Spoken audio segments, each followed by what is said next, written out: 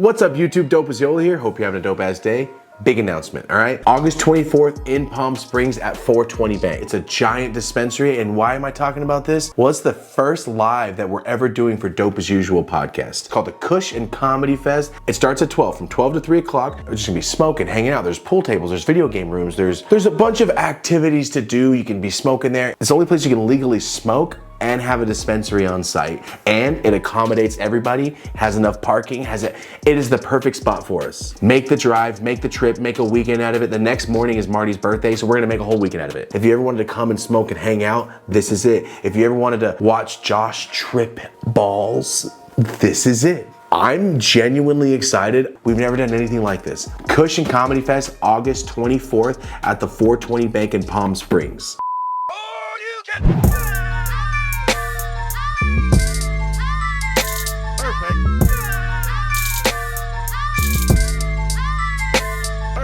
Yo, what's up, everybody? Welcome back to the show. My name is Thomas, Dope as Yola, whatever you want to call me. I'm with my co-host, Marty O'Neill. What's up, guys? Guys, let's get straight into this. I've been talking about this since about 2.5 months ago when I said I went to this event.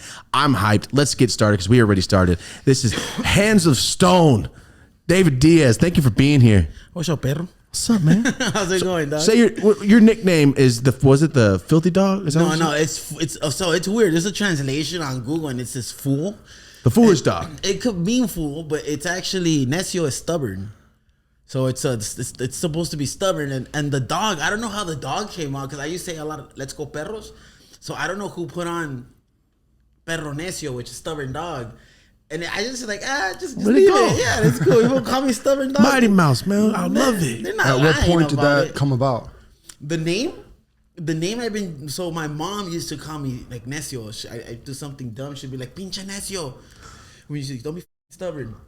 And when it was time to fight, excuse me, they asked me, what's your nickname? And I was like, I'm gonna go with Necio. It's like something my parents gave me, my mom gave me as a kid. Like, it makes sense. I wanted to be natural. I wanted to be something to me. And once I fought, people were like, dude, you're fucking Necio. Like, you're the perfect name for your style of fighting.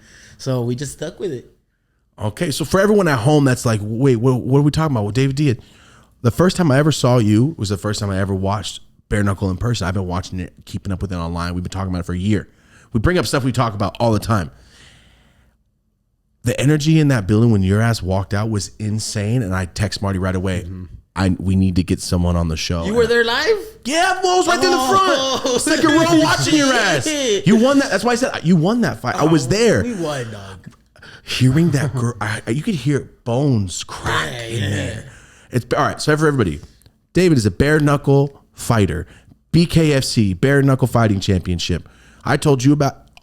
Wow, I've never been to a fight, let alone a fight with that energy in there. God, well, when you walk out, like you were saying before we started, sometimes I'll be like, damn, I had too much confidence. No, the whole building stood up and just started shaking. Yeah, dude, like every single person in the building was standing and going nuts, dude. It was bad. When I came out, I fucking I knew I was gonna be popular in LA. I was popular in another place when I fought far away from there, but I knew that I was gonna LA's gonna be like I'm gonna pop. I'm from here, but I didn't know I was gonna pop that much, dude. When I came out. There was a little moment right before coming out when the song started. I heard the, and I was like, "Oh shit, that's for me!" Like I saw everybody else come out. Nobody screamed like that. No. Nobody else was screaming like that. Like when I finally grabbed his ass, people when I punched him one time, you could just hear the for every punch. Like ooh. Every single time, I was just waiting for you to knock his ass out. I'm just sitting there like, come on, because you could see it. You could feel like you can't lose. There's too much energy behind you right now. I've never seen fights, but like I said, before it was over, I was texting Marty like, "Yo, we gotta get this for David Diaz on the show." Yeah. No, the second you came, I'm like, "Nah, this is it." Because you had 3 other BKFC fights. Yeah. And where were those ones? There was one in Mississippi, two in Mississippi, one in Orlando. Oh, okay. And this one was the one right here. And all 4 of them were Fight of the Nights. And then 2 of them were Fight of the Year nominees. And one of them was Fight of the Year. Let's go. So like all my fight, I tell people when I fight, you're gonna remember my fights. Like my fights are. I tell people like I really. My main thing was leaving a mark in this sport. Like our man thing is we want to leave a fucking legendary mark somewhere. You know. And when I first came into the sport, I did my first interview. I snuck into the event. I came in with the suit, and I was already making noise on Instagram. So I snuck into the event. I saw people like getting checked for their tickets. And I was just like, just walked in. They were looking at me like, what the fuck? And someone started taking pictures of me, and they were kind of like, let them through. And I walked right up to the front stage. President of the BKFC was there. He's like, you're Diaz, right? I'm like, yep. And I was like, oh, shit, he knows. So he's like, when are you going to come fight for me? It's like, well, as soon as you send me your fucking contract. So then I started getting interviewed that night. People were like, hey, we've seen you on Instagram. And it worked, man. You know, I played my part. I walked in there confident as fuck. With a suit? With the fucking pimped out ass suit, dog. Like, I went in there like, Walked out with the contract. Basically? Pretty much. After that, I had gone to the tryout, and after that, like 2 weeks later, they hit me up that I'm fighting in March. Where were you fighting before this? Backyards. Whoa, Kimbo Slice style. This is the thing. Back then, I was, and then like there was a point in my life where I calmed the fuck down. You know, you meet a girl that helps you calm down, stay away from the streets. I was still fucking around with drugs for a little bit, but I stopped fighting. It was literally maybe 10 years that I had been in a fight. Like, so you were just a menace, and then you go, I'm gonna stop. I think I could do this professionally. It happened with heartbreak. I got I got left by like a 5-year relationship, and I was like a September 2019, and I was like, all right. My immediate thought was, let me go do a bunch of coke and start hitting up women again, and you know, your comfort, like that's what I knew. And then I was like, I was 30, and I was like, dude, I don't want to do this. I was like, I'm gonna allow myself to be sad for 2 months, and then in January I'm gonna chase my dream. And I was 195 pounds, I think, 205 pounds. No, 205 pounds. And I started training by myself, my mom's house, no coaches, no nothing. I announced it. I'm going to be a bare knuckle fighter. And everybody's, you're too fat, you're too old, dude. You never been in the gym. And like, time to give up that dream. I'm like, fucking watch me. And in 1 year, man, I made it to BKFC. First fight, I got a guy that was 9-0. He was the next Conor McGregor. I had 0-0, no amateur fights, no coaches, training out of my mom's backyard. By yourself? By myself. How did you, hold on. What did you do to train yourself? I trained boxing. I just trained myself by my style, man. I know you've seen my dancing style. I did like merengue to lose weight, merengue salsa boxing, and it started getting attention. And then 3 weeks, a week or a month before I hit the fight, I hit up the heavyweight champion, Joey Beltran, on Instagram. And I'm like, hey, man, look, I got a fight. I don't have a coach.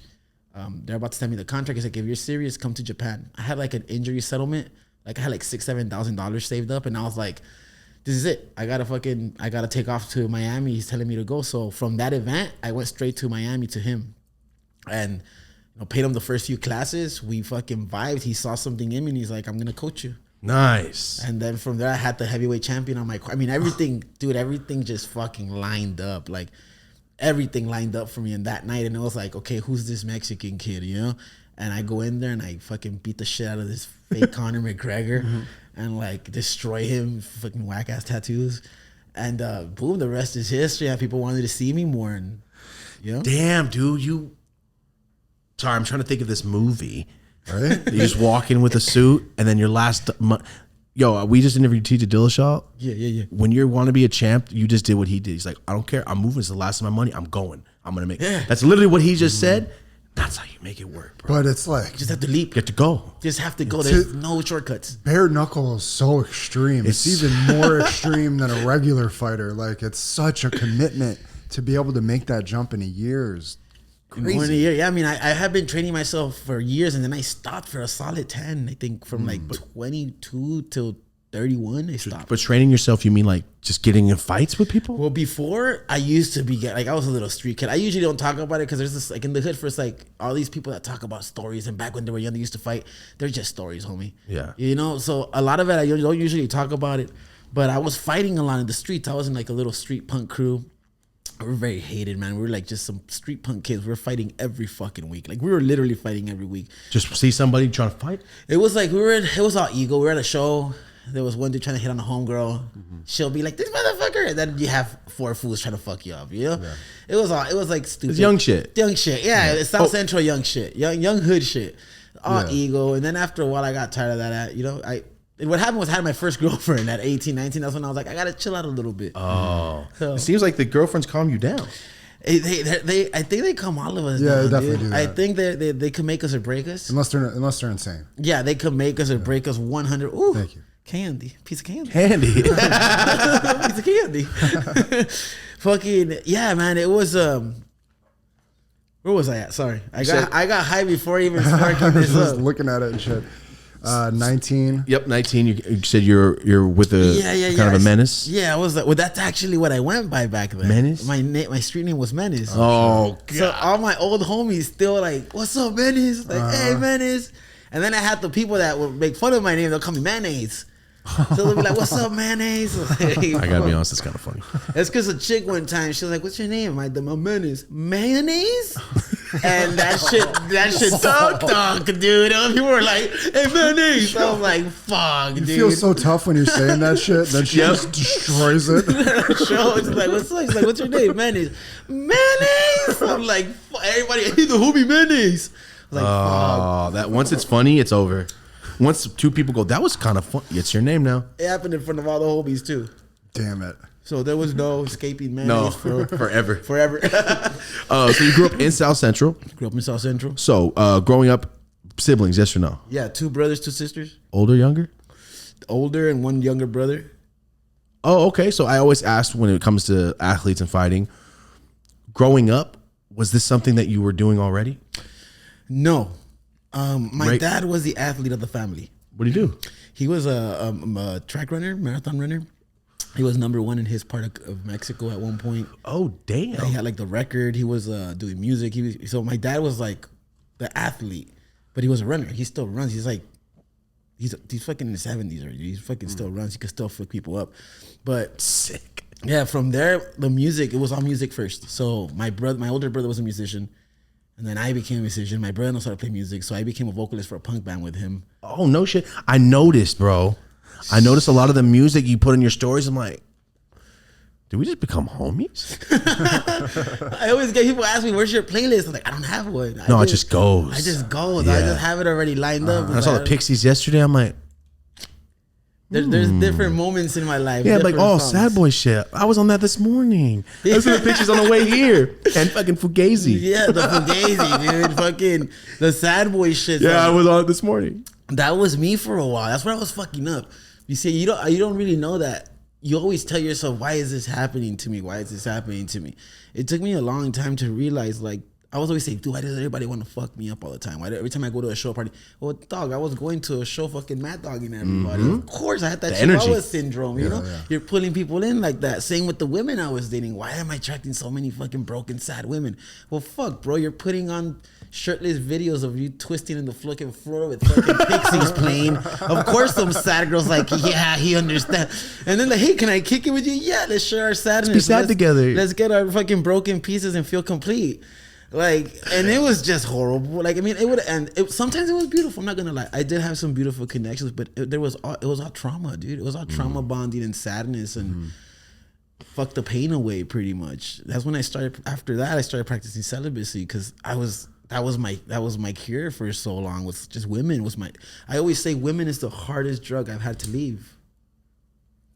Like, that's been the hardest drug I've had to leave, and being disciplined in this sport, the number one. I feel like God, the universe, put like this big test in front of me. And I think it's like, all right, here is your dream, dude. Here's what you always wanted. You wanted to be a fighter. What I love more than this is women. You know, I love the love of a woman. I love feeling cared for, loved. You know, it's a beautiful feeling, especially when you don't grow up around it about so much. It's something that comes from being a child. So, fuck, I was losing my train of thought. You're good. You're saying, with these girls, it's the hardest drug you ever had to quit. Yeah, well, it was the hardest part I had to quit. So when I got this opportunity, it was like, what do you want more? Do you want to go back to the chicks? And now that I lost weight, I was attractive. I was fucking pulling attention from way hotter women, way hotter sad girls. And I was like, well, and then there was the fighting, and the number one fight career killer is a woman. Yeah? Yeah, I don't know about this. You got to be so selfish to be a fighter, I would imagine. Like with the time. In a way, you have to be selfish, but you also have to really care about what you want. Because you could call it selfishness, but I mean, then again, is caring about my mental health selfish than letting someone fucking dragging me, draining me, leaving me feel like shit? Yeah, it's more self-love than selfishness. I think you start to learn self-love and valuing your energy and your time. It's a really good way to put that. You know, because selfishness is fuck you, me. But no, for me, it's what could this do for us? Yeah. You know, if I'm getting drained and you're doing good, this isn't good. if I'm just getting everything out of you and you're not happy, then this isn't good. There has to be a balance, bro. That's why I want balance in my life. I am the crazy one already. I don't need a psycho crazy girl with me. I need someone to tell me, hey, let's go to sleep early tonight. Yeah. Oh, Right? Something little biggest like thing in my life is the sleep. I can't do it. But you know what? When you have, to me, I have insomnia. Same. But if you put a fucking beautiful warm hand around me and you're fucking caressing my chest, I'm falling asleep, dog.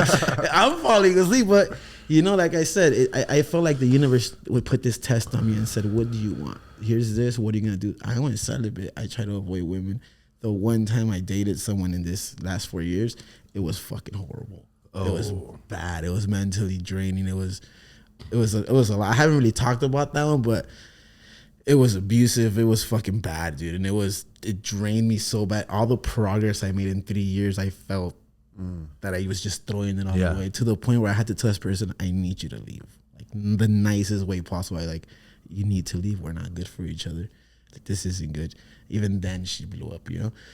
So that was the smartest thing I did. I think that was a big part of growing, was being able to, for the first time ever, being like, don't do this I anymore. don't need to do this for another 2 years. Like 5 months was enough. Like, what? 5 months is too much. Like, the red flags were there 2 months, you know? Yeah.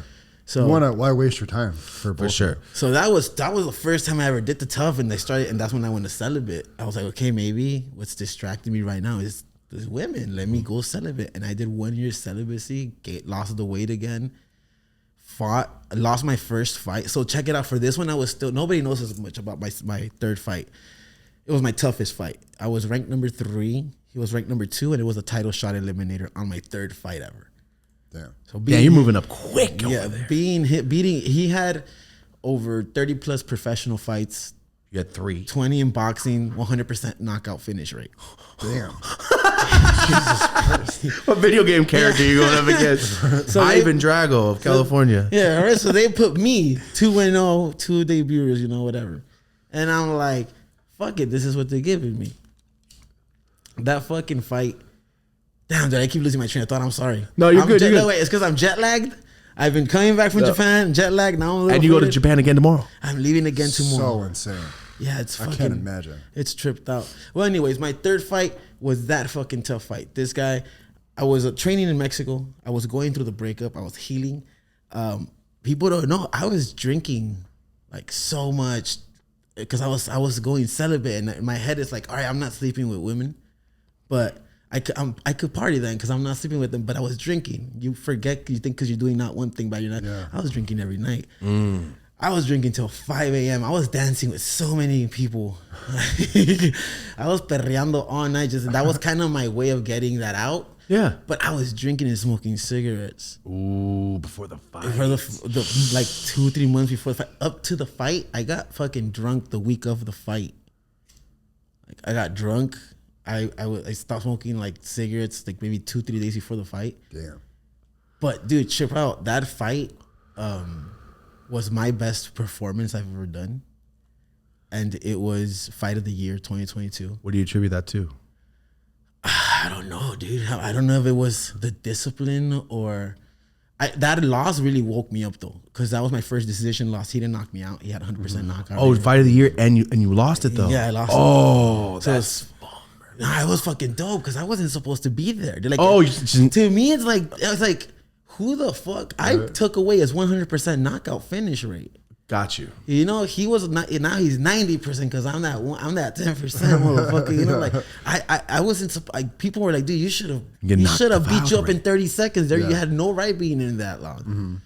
So you know, to me, it was a big accomplishment. Okay, I see it that way. Yeah, but I look at me like this. I also see it like, how better would I have been if I didn't drink and I wasn't partying those nights and I wasn't fucking smoking. Like my cardio was insane. We swung over 500 punches or some shit like that.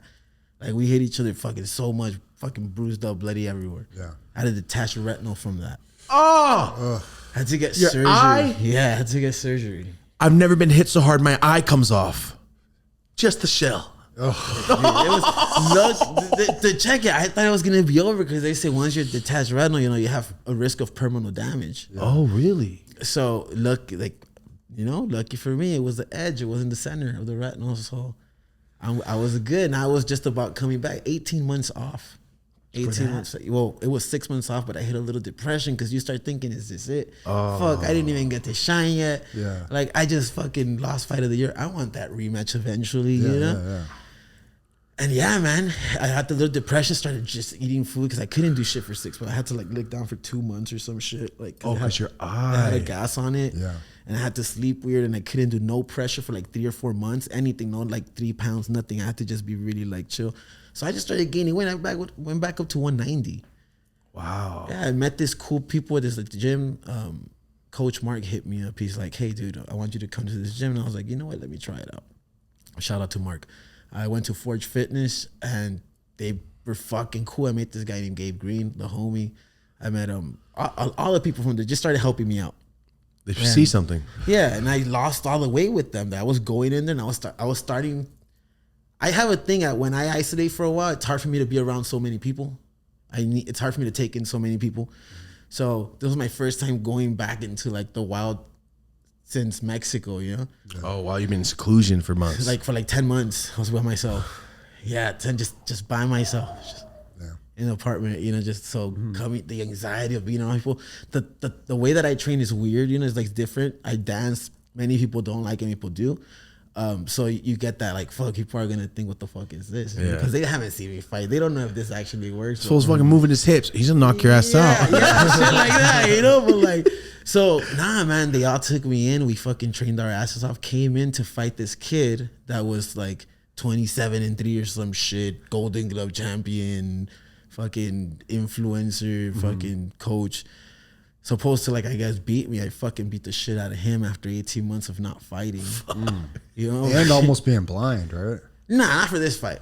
Oh, okay. Nah, for this fight was just a cut. You see, the thing about bare knuckle is that you just cut quick. And It looks so brutal. It looks so bad. It's the lumps. At the moment, it doesn't look so bad. Give 20 minutes later, it starts looking bad because it starts to sweat. And I don't ice. Oh, here's the thing. I don't ice. I don't use pain pills after. I just Pump it out? I take it raw. Dog. Why? I Don't ice it. always ask me that, like, why? I like to flex it out. I literally let it all just sit and like it fucking hurts, but I have a thing of thinking about it. I feel like when I get mentally lost sometimes. I start panicking, feeling sad for no shit, feeling hurt.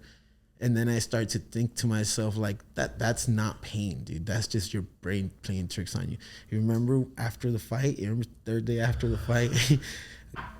That was pain. And when I'm like that, I get to feel like, I guess I get to understand, like, this, what I'm feeling right now, like, I earned it. This is pain earned. This is like, so Damn, you're a fucking warrior. I Holy meditate shit. with it. I don't take no medication, no nothing. Like, my mom's always trying to like, tomate esto, put this tea bag. I'm like, it's cool. Just let it heal. Like, it's gonna heal. It hurts like a motherfucker. I'm a big UFC fan. I don't really watch boxing. I'm starting to learn about BKFC. I just watched like my first and second fight pretty recently. Maybe for everybody out there, now it's technically dirty boxing, right? It's pretty much just boxing, bare knuckle, but dirty boxing because you get to grab the head. Oh, what's up with the hair? You could grab the hair. No, that was bullshit. How come nobody called the fight? That ref is sitting there doing this. That shit was bullshit, What, dude. 45 seconds, this guy had his hair wrapped. For the whole fucking It was fight. unbelievable, bro. Like- He had it wrapped And he pulled it. and then got his ass beat still. How? That dude, I don't know, but I was in the back for that. I had just gotten from getting stitched. I went back to the locker, and two of his teammates were there.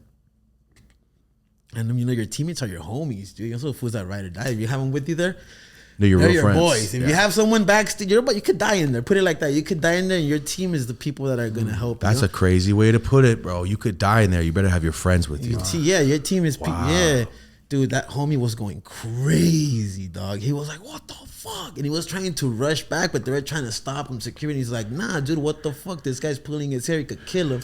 It's like, what am I, homie? That's what am I supposed to do? So it was a hot moment because I got to see someone personally that knew him Go nuts about it. nuts 'Cause about it's a it. serious thing. I mean, It he was was a serious teeing off thing. on him, dude. Yeah. And they're not little. Those were big ass fools. No, I'm telling you, like, he wrapped his head and then just was uppercutting him for a whole round, damn near, pulling his it, hair, like pulling you could it. literally see the gap between Yep, the hair. pulling it, dude. What was the ref doing? Nothing. That's why people were fucking tripping. They're like, dude, what is this fucking? And he's the guy from the UFC ref. That guy's in the UFC. That Who ref. was he? The guy with the long beard. Beltran? I don't know. The guy with the bald man It with was the long him? beard. Yeah, it was him. No way. He didn't call shit. The guy had it I mean, I'm not a fight expert. I know that's illegal. Yeah, you don't have to have a high fight IQ to know like who the fuck pulls hair. Even kids know that. Dog. Yeah. Like Girls scream, stop like, pulling yeah, hair. Yeah, like you know what the fuck? Like no, nah, that was some dirty shit. I agree with the guy in the back that if I see my little brother fighting start in freaking there, out. and I see someone, I'd rush the fucking ring. For sure. Hell yeah. Backstage, you ever seen anything else go crazy like that? Nah, backstage, I try to just stay in my own shit. I lock in. I think I'm the one doing the crazy shit got back you. there. What's your backstage ritual? People got them. I got mine. What is it? Do. I do a dance, like a little prayer dance, like un baile, you know? And I cry. Oh shit. Yeah, right before coming out, I cry. I On just cue? just let it. Everything. Oh, I you hold in, feeling it. Got you. everything. Man, no, I don't think people know how. Like, we go through a lot of shit, and I guess I take shit heavy. So I have to stay strong for fights for certain things that happen. You know, a few things happened on this one. I was little things that just pile up, like talking to someone that I don't know, where just pulls away from you, like damn, and then. Some of your teammates don't talk anymore, and you're like, "What the fuck is going on?" It's happening within 1 week, and then your mom finds something in her heart that could probably fucking kill her any second, the week or 2 weeks before the fight.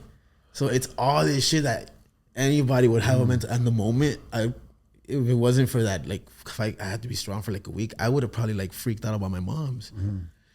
So you have to be strong, one, for your loved ones or whatever's happening, especially because you're fighting, you're representing the whole team. You don't want to let there's a lot of shit goes into a fight. It's not just you. Yeah, it's a whole team. Are you doing a really bad like weight cut too at that time? No, for this one. So what happened for this one?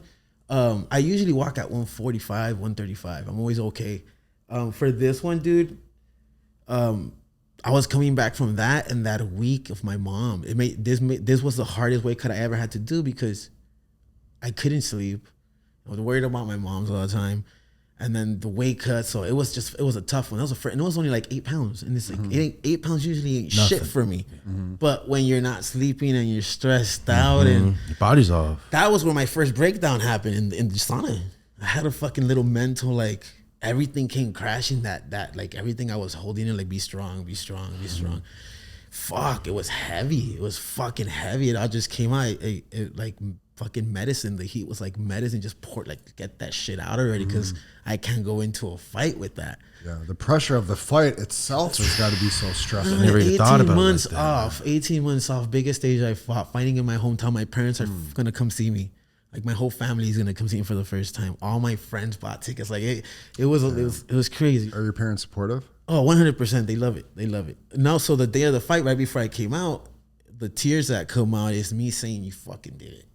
Like, look at this, dog. Like, I just tell myself, like, positive shit. Like, look at you. You're fucking here. This is your stage. Do you hear that? This is for you. Fucking goddamn, homie. You fucking did it. And I just start crying. Every time, every fight I've done it. Fuck yeah. No, man, that's just cool to high, just high speed. Oh, Let all those emotions out, and then because TJ Dillashaw was talking about, like, he's like, if I'm thinking, then I'm actually slower. So Yeah. it's like it's good to let all that out so you can just go and just like get You're in ready. flow state. You're even lighter. Like, once I let that, that's when, like, I wake up. Once I let that, and I say, yeah, and I just fucking lock in, and I come out just. I you just get me fucking hyped up right now. just fucking Shit. feel the people's energy because I just literally let out all the nasty shit. So I'm willing to take the love now. I'm ready to fucking take the hype. And here you got this dude about to fight in the ring, getting all serious, and then you have this fucking short Mexican coming out dancing. You know, like, I'm ready to dance. I'm ready to have fucking fun, dude. This is I don't plan what I do when I walk out. I just feel it. So whatever I feel, it's just in the moment, dog. I don't feel the punches. I don't feel them. That was another question. That shit don't hurt you. I mean, I guess it hurts. You know it hurts. No, not at But you don't feel shit in during the the moment. fight? I don't feel shit. All this shit bouncing off of you? This is a trip out there. Like one of my fights, I have my hands broken in 3 places. Oh, God God. Broken nose, hairline fracture on my orbital, and I fought the whole fucking fight like that. And I didn't feel it till like I didn't know my hands were broken till like a week after because I was trying to grab. I was like, oh, that hurts, and it's like, oh yeah, your hands are broken. Like especially for me in the ring, it's fucking crazy, but I definitely think it's my power. I don't feel them. That's why I walk. If I felt them, I wouldn't walk forward, dog. Because I look back at some of the punches I eat. Yeah.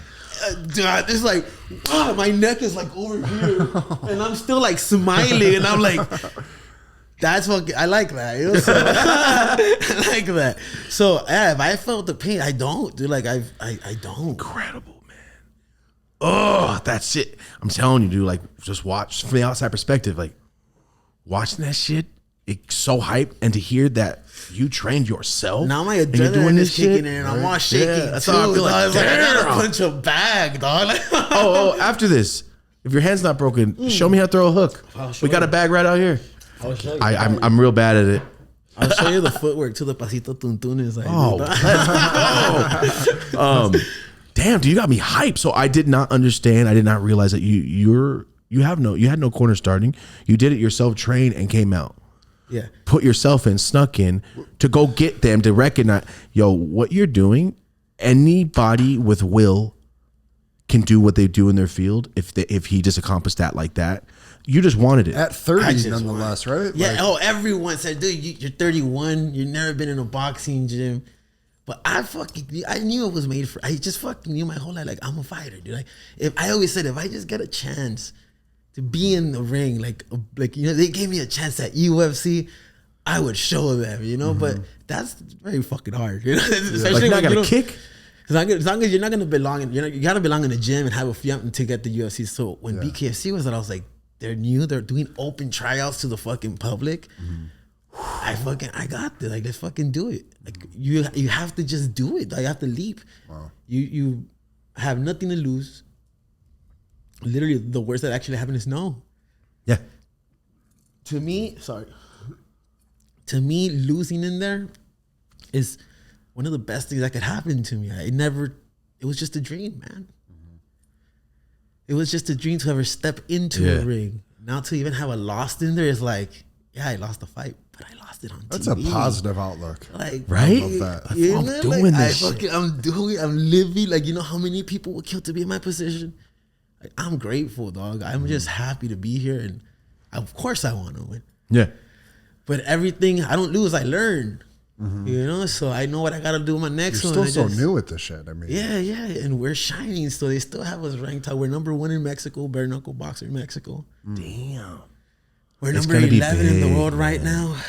It's gonna be big, dude. Just for me being there, and all the announcements and the people, and Mario Lopez talking about, like, this isn't only the so and so fight. Like, this is a fast growing sport. I'm like, this is new. it seems like it's growing super fast. Well, now with Connor in there, you know, like the night I was there, they announced it. He Yeah, went on the yeah. screen. I started yelling and shit. Can you explain what that means?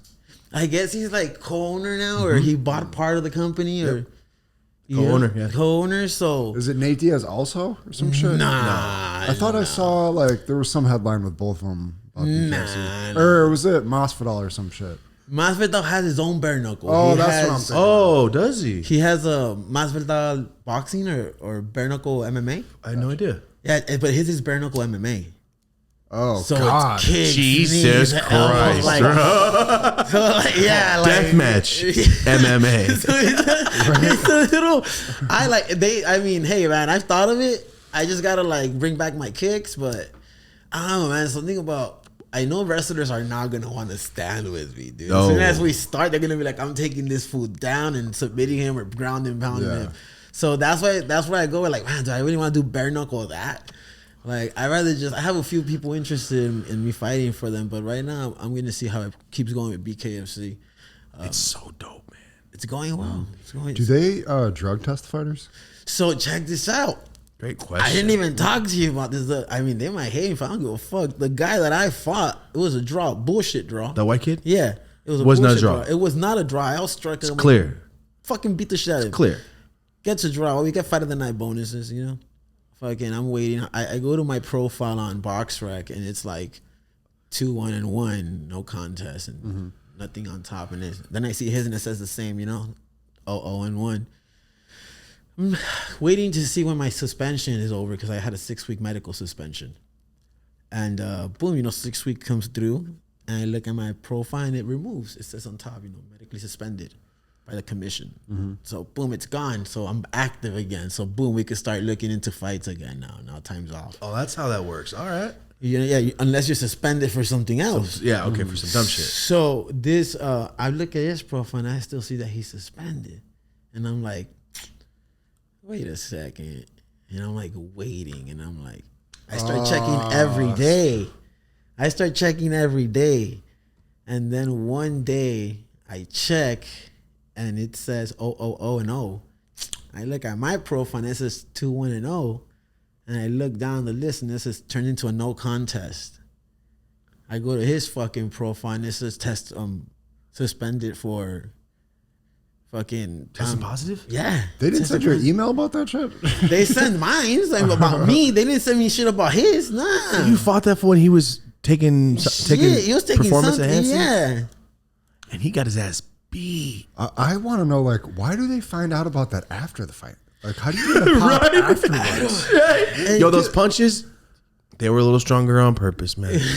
Sorry. Another thing was like, who gets the fucking fine money, bro? Because I'm the one that fought that. Why is the commission like? They better not come for me. Why is the commission keeping the fine? That's a good question. I'm the one that's fighting. Like, shoot me a 20%, homie. What the fuck? That's not a bad idea. So I went on Instagram with it. I was pissed because this guy was trying to brag like he won, and then when that shit came out, posted it up, and people rushed his page, man. People are ruthless. Well, when they know who's right and there's an actual athlete that won and didn't win, people feel played for you. Yeah, that's what it was. People were mad. People are mad when Rocky gets elbowed in the face and he's getting, the ref doesn't see. People get pissed at that. Yeah, so I was just like, I it's not fair, man. Fuck. No, it's not fair. So whatever, I know I won, so I'm not taking that. People know I won. People, no matter when they look back at that fight, when they watch it, they're gonna say, "Dude, you fucking won." So wait, what's the status again officially of it now? It's no contest, which it should be a fucking win for me and a loss for him. Because if he would have won and I would have lost, then it would have been a no contest. Because he's the one that got you. Yeah, but it was a draw. So if it was a draw, that means he gets disqualified and I win. Like, why the hell does it have to be no contest for me? Like, I still went in and I did my work, Yeah. It is what it is. I already let it go. Hey, what's up, everybody? Taking a moment from this episode to talk about something awesome. Coming up next month, guys, in Northern California, Santa Rosa, California. Super stoked to announce that I will be speaking on a panel here at Hall of Flowers. If you don't know what Hall of Flowers is, I've said it many times. It is the most well thought out and best cannabis event I've been to in years. Super hyped up. September 21st, guys, I will be speaking on a panel. Tickets are now live. Go to hallofflowers.com to get your tickets. Don't miss out. We used to have the cannabis cups. Those are gone. Hall of Flowers is here to stay. From me, from a person that walks around and was just buying stuff, loved it. As a person that's been there with a company that had a booth, incredible. It is a festival. It's a market festival. It's an open air market festival for adults. I will be there hanging out, smoking, vlogging, going to booths, taking dabs, doing all that. So remember, September 21st, mark your calendars right now. There's not a lot of events that are worth going to. This is definitely one. I've been there 3 times. Great every single time. There's actual food, there's actual vendors, and there's vendors that you want to buy from. The brands that we like are going to be at Hall of Flowers. So make sure you're there too. September 21st, hallofflowers.com. Get your tickets now. Hey, what's up, guys? Taking a moment from this episode to talk about one of our sponsors and one of your favorite sponsors that we've ever had on this entire show. This is Cypher, or Nova by Cypher. The Nova is the coolest electronic smoking pipe. It's a stealth pipe. You can use a water attachment, it turns into a bubbler. You could do hash wheat hash or wheat hash wheat, whatever you want. You can throw keef in there as an accelerant. It actually says it in the instructions that is an accelerant. The Nova is made for smokers by smokers. Joey over there is ripping these things. There's a lot of stuff coming out. You can hook these up to your glass pieces. You can hook these up to a rig. You can do whatever you want with them. It is the most universal thing I've ever used. And you guys know I would not say that lightly. I took this to Texas. Why? Because it looks like a vaporizer. It's very discreet. It's a stealth pipe. In the next 2 years, I'm calling it right now, this will be one of the most popular things in the entire cannabis industry. It is that cool. There's no butane, there's no coil, there's no torch. It is all encompassing. It's all in one piece. Unless you want to, and you put the water attachment on there and you rip it like you would your bong. Carry, CIPHER.com.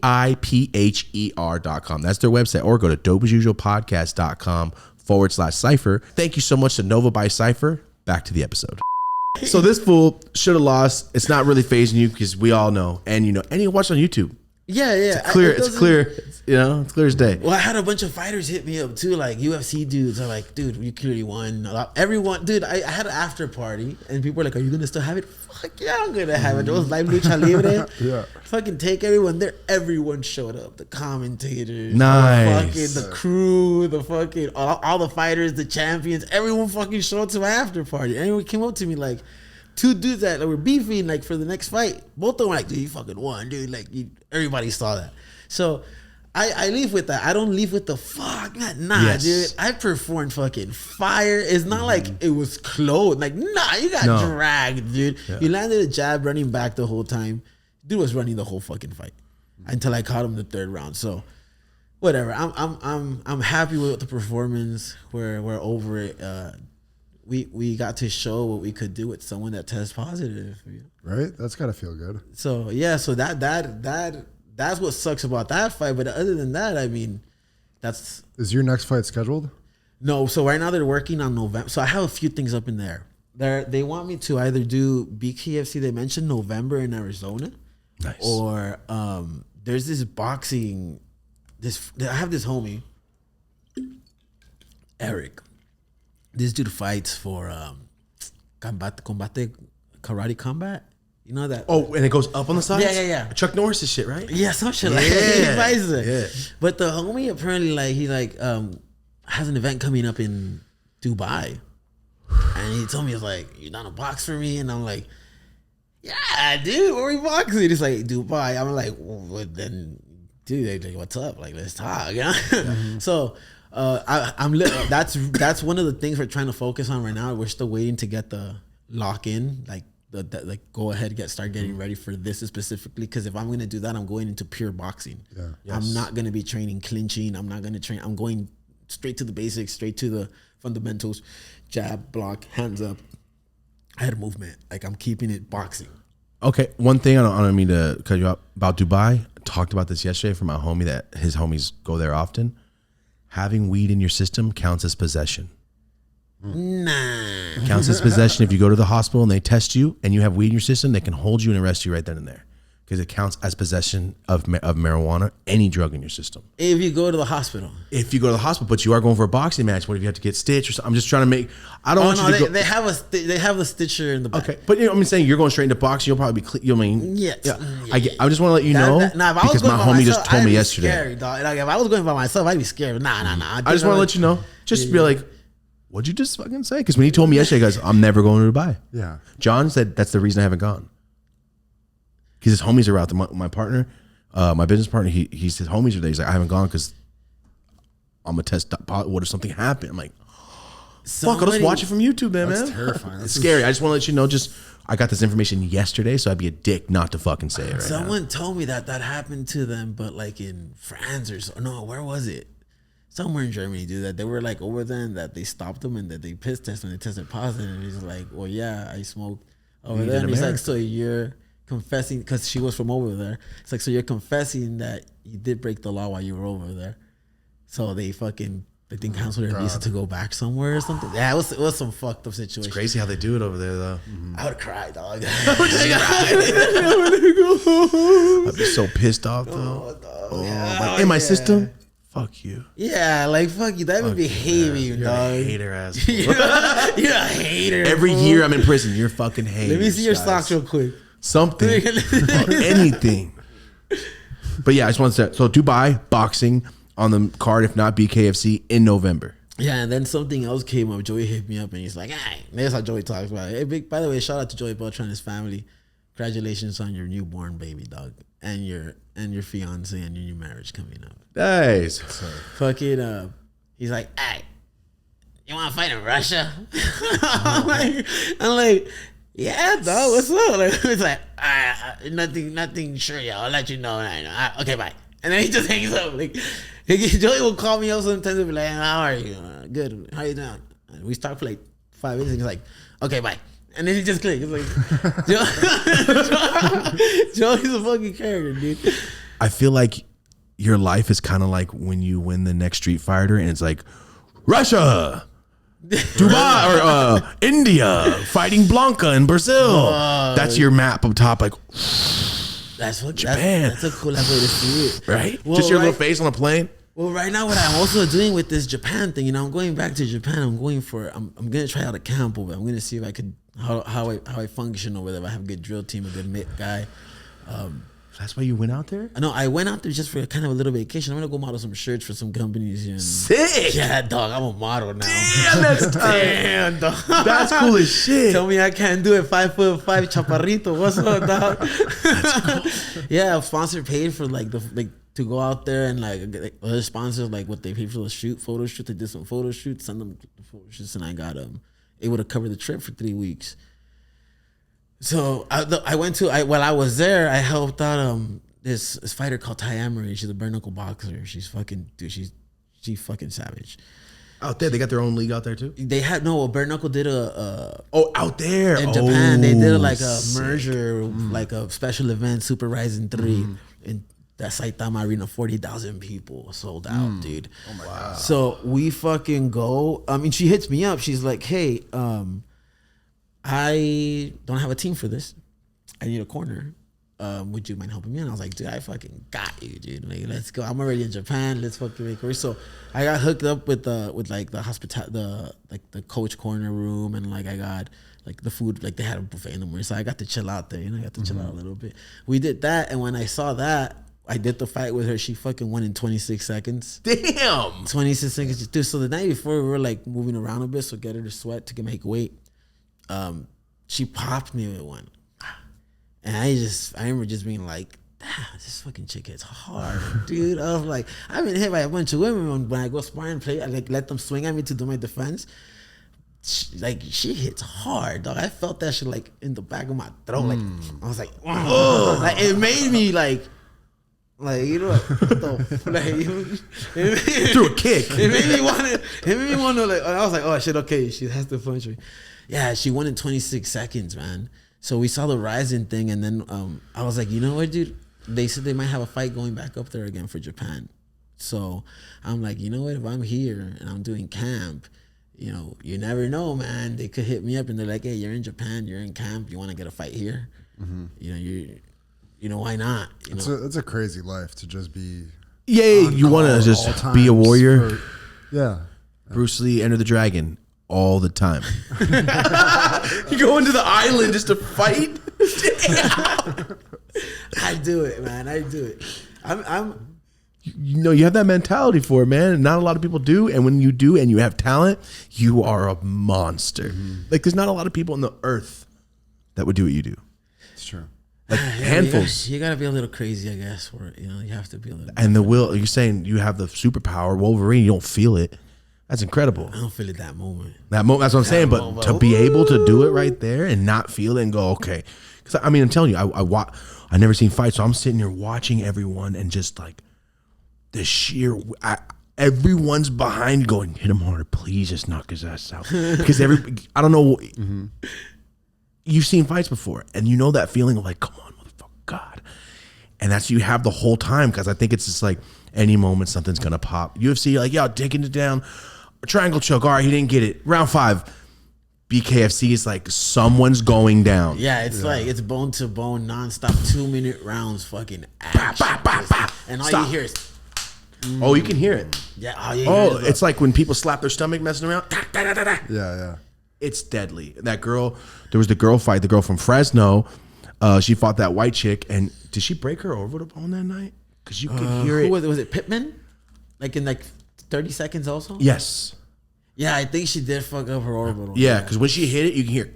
It sounds like when you step on wood too hard. You hear it in the whole crowd. Oh, dude, that knockout that homegirl had, I was like, so 40,000 people. You have to walk out this long walk, and we're walking, and I'm just looking around holy shit. Now check it out. The Japanese are different, dude. They're not here when they're fighting. Everybody's Japan is dead quiet. Really? While they're fighting. Respect. It's just dead quiet, and from all you just hear, and then you hear clapping. Little golf claps. And then when they get the knockout, or a submission, they erupt when they acknowledge a fucking takedown. They acknowledge like when it's a reversal. They when they see it happen, they go, oh, Proficiency, shit. yeah, dude. It's a trip because when I'm there in the corner, it felt like a fucking silent library. Like I'm in the corner, I'm in the middle of everybody, right? And then out of nowhere, everything just goes. And you just hear Ty Emery's feet bouncing up and down. And you just hear. And then you hear the shattered her nose, dude. Like you could hear, you could fucking hear. You could hear those bones break. You could hear it in the video, dude. Like it was a fucking punch. So like, I'm telling you, it's that quite like a silent library, dude. It's like, it's a trip, but it's also like beautiful to see. It was like, fuck these. Would you prefer that or no? I'm the person that I am. No. Nah, I mean, as long as they don't mind me being that fool, then it's cool. But I don't want to be disrespectful either. Go out dancing, everybody. I'm like, cause I was like, go for your fucking ass. I'm like, when I'm outside in the corner of the ring or I'm watching a homie fight, like I'm loud, dog. I'm exploding. I wouldn't be able to do the just wait the whole. Yeah. Nah, dude. There's no way. But I mean, but it's. I want to know how it feels like to fight in that, you know? Because I think for me, a big part of the energy is hearing all the screams and people screaming, "No, come on, perro!" So I don't know how it'll be fighting and like just quiet, like a movie when the boxer's going down. Yeah, dude. That's how it was in COVID for those first couple of years. Oh yes, yeah. the UFC fights. That's a great way. Perfect. Dude. You just hear slaps, corners. Come on, right. It's kind of boring with the first UFC COVID fights. They were kind of boring with no crowd. Unless they were once you were able to hear the knockouts and the punches more, you were kind of like, all right, this is sick because you could hear everything. But yeah, man, I've never experienced something like that. That's awesome. I mean, I did it one time when I went to a fight in Saitama Arena for UFC. It was the same thing, but this time it was big, dude. It was 40,000 is massive. It was, dude. That's like SoFi Stadium. No, SoFi's probably bigger than that. Yeah. I don't know, but when I walked out, it was like, it was I felt it, man. I was like, I want to fight for Ryzen one day. Like, put me in, coach. I'll learn MMA for them, dude. You know. Are you a huge UFC fan? I was a big UFC fan. That's how I started. I like my fighters I mimic or like I try to be like young. They were all UFC fighters. It's just for me. People always ask me like, "Are you gonna watch the fight this weekend? Are you gonna see this?" And I tell people like the truth. Like, look, man, I eat, breathe, and sleep this shit. Like unless it's a fighter that I might fight or a really big fight now, I don't want to train all week. And then on Saturday, watch 6 hours of fights again, dude. Like, I'll watch a fight or two, but I don't have it in me to watch a full unless it's like a sick ass card. It's like 5 hours of MMA. It's like, back then, I was like, dude, every card, every event in LA. Who do you get excited for? There's like still some, you know, I'm more of the old school dudes like Max Holloway. Yeah. That's cool for to watch. I don't want to see Tony. I love that. Look, man, I'm a big fan of Tony Ferguson, but I don't want to see him fight anymore. Seeing a homie lose, like, I feel like he's a homie, you know, just because I see him on TV. Yeah. It's like when Chuck Liddell lost. Man. Chuck Liddell started losing. It hurt. It did. It hurt everyone's, the little kid in us, like, it hurt. Superman's going down. So bad. And it was 6 knockouts, I think. 5 knockouts out in a row. 6. The only win he had was Vanderlei Silva, and it was a great fight. Yeah. But it was 5 knockouts in a row, dude. That hurt. It was like watching, and you don't want to see that. No. You know? Damn, to get knocked out back to back to back to back. That must be very disheartening on the third walkout. Like, fuck, man, I hope I don't get knocked out again. Then you cough, it's gone. Yeah. Once you go, I hope I don't. Like, Exactly. well, you have the power to make it not. Your confidence is so Confidence is important. gone. Like, it's got to make or break you where your confidence is at, I would imagine. I think so, because like right now, say it's your older brother example, like, damn, that fool used to beat my ass. And you grow up, you're like, I'm 6 foot, way bigger than your ass. Oh, you're probably still a little scared of him because it's this condition in your head, like, fuck, last time I fought, this fool beat my ass. Or like with Chuck Liddell, like, fuck, I got knocked out 5 times in a row. Yeah. As a fighter, you're like, and you know, this is the thing that I also know, that this is like a lot of fighters, this is all they know. You know, this is their whole life. So I don't like it so much, but I understand why Mike Tyson is doing this fight. You know, like, that's who he is. No matter how old he gets, he's always gonna have that. But sometimes the person you are could get you in trouble, man. yeah. You know, nobody wants to see Tyson get knocked out, dude. Nobody Do wants you to see him think lose. he's gonna get knocked out? I don't think he's gonna get knocked out, but it's just boxing, dude. You know, I don't trust boxing, man. And this is the truth, dude.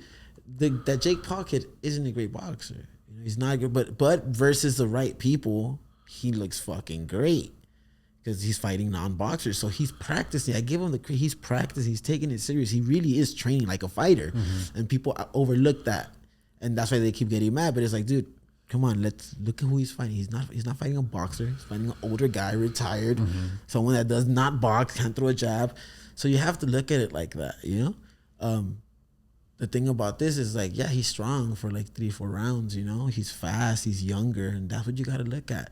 Tyson is still dangerous, dude. If he lands a hook, he's going to land a fucking hook. How dangerous do you think he is at 60 or whatever compared to his peak I mean, danger? this is the thing. The last thing that leaves you is power, dude. He has old man strength. That's what we say. Dog, Thank you. yeah. Old man strength is a real thing. It's a dude. real thing. That dude I fought with my retinal, he was like 40. Those punches, like when he hit me, that was the first time I felt like a sting where I was like, oh, so that's what it feels like. I was like, okay. And Happy like, Gilmore is a real person after all. That's what that was. That's the one punch that I was like, I felt. And then he dropped me and I didn't even feel that one. Like he fucking punched me and I fell and I was like smiling on the floor. I was like, oh, he got me. But that punch here on the eye was like, bling, like those animes, like goes bling. It was like, bling. It's like, oh, you're in a fight. I was like, oh, we fighting, homie. Like, so yeah, dude. I've only been punched in the face like 5 times. I didn't feel any of them, and I'm like, Don't trip, I got you. No, don't do that.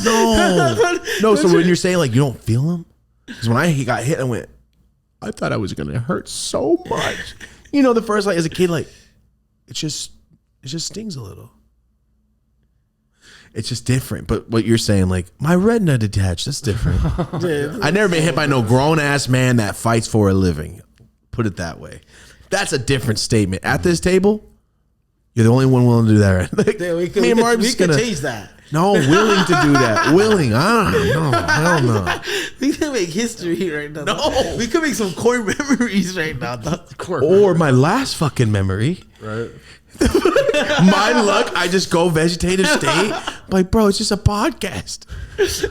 No, my luck sucks, dude. Like, oh, if that didn't hurt, I'll slip and smack my head. No, I've seen Click. I'm good, dude. I ain't trying to. I seen Click this. I'm trying to end up wake up in a hospital. Tyson, I say he does that little thing where he steps to the side, and if he hits that YouTuber in the ribs, it is a done fight. If he catches that kid one fucking time shot. with any kind of twist, Hip twist, yeah. he can't take that. No one in this camp's hitting that hard. But that's what we want, you know. Of course we want that We all shit. want that. I want to But sneak behind him and smack the shit out of him. but if we like really like don't look at it like not because we love Tyson and that's what I want. But I'm looking at it as like someone that's watching sports. You're like, fuck, dude. The kid's younger. He's got all the fast. advantages. He actually is getting better because he's training all the time. He's training boxing, purely boxing. Tyson is coming out of how long being off? That cardio, you have it, but it takes a while to come back, man. That cardio. Hold on, are they getting tested for PEDs? I hope I don't think not. so. I don't think so. That's why I like Tyson. No, this is Wait, no, your it's own. sanctioned. It's a sanctioned fight. It is, but I mean, also wasn't the one that they just had in Miami also sanctioned? I don't know. Yeah, it was, and they didn't fucking. That wasn't tested. Don't test him. Let Jake Paul shoot his legs up with That's the league all I the want. shit he That's needs. a league. I want John Jones. Let these fuckers go. Let them I go. just throwing elbows. Yeah. I talked about that. I was like, dude, like just make them their own league, dude. Just be like a bunch of roided out, be a crazy league. Just let them have their Like own. this is a league. solitary unit. The fools I that have to actually- be by themselves. Dude, I saw something. I don't know if it was fucking fake or it was a video. It was the first enhancement Olympics.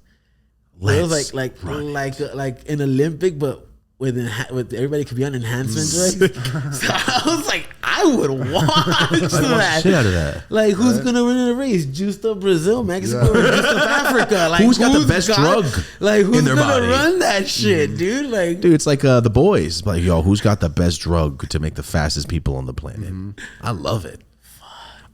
So yeah, I think Tyson. I don't see Jake Paul walking out of there. I hope so. I mean, I If really it's hope real. so. Come on, man. That's the thing, though. There's so much money. If he loses, he's the man and people respect him. If he wins, no one respects him. I think because like you didn't really beat Tyson.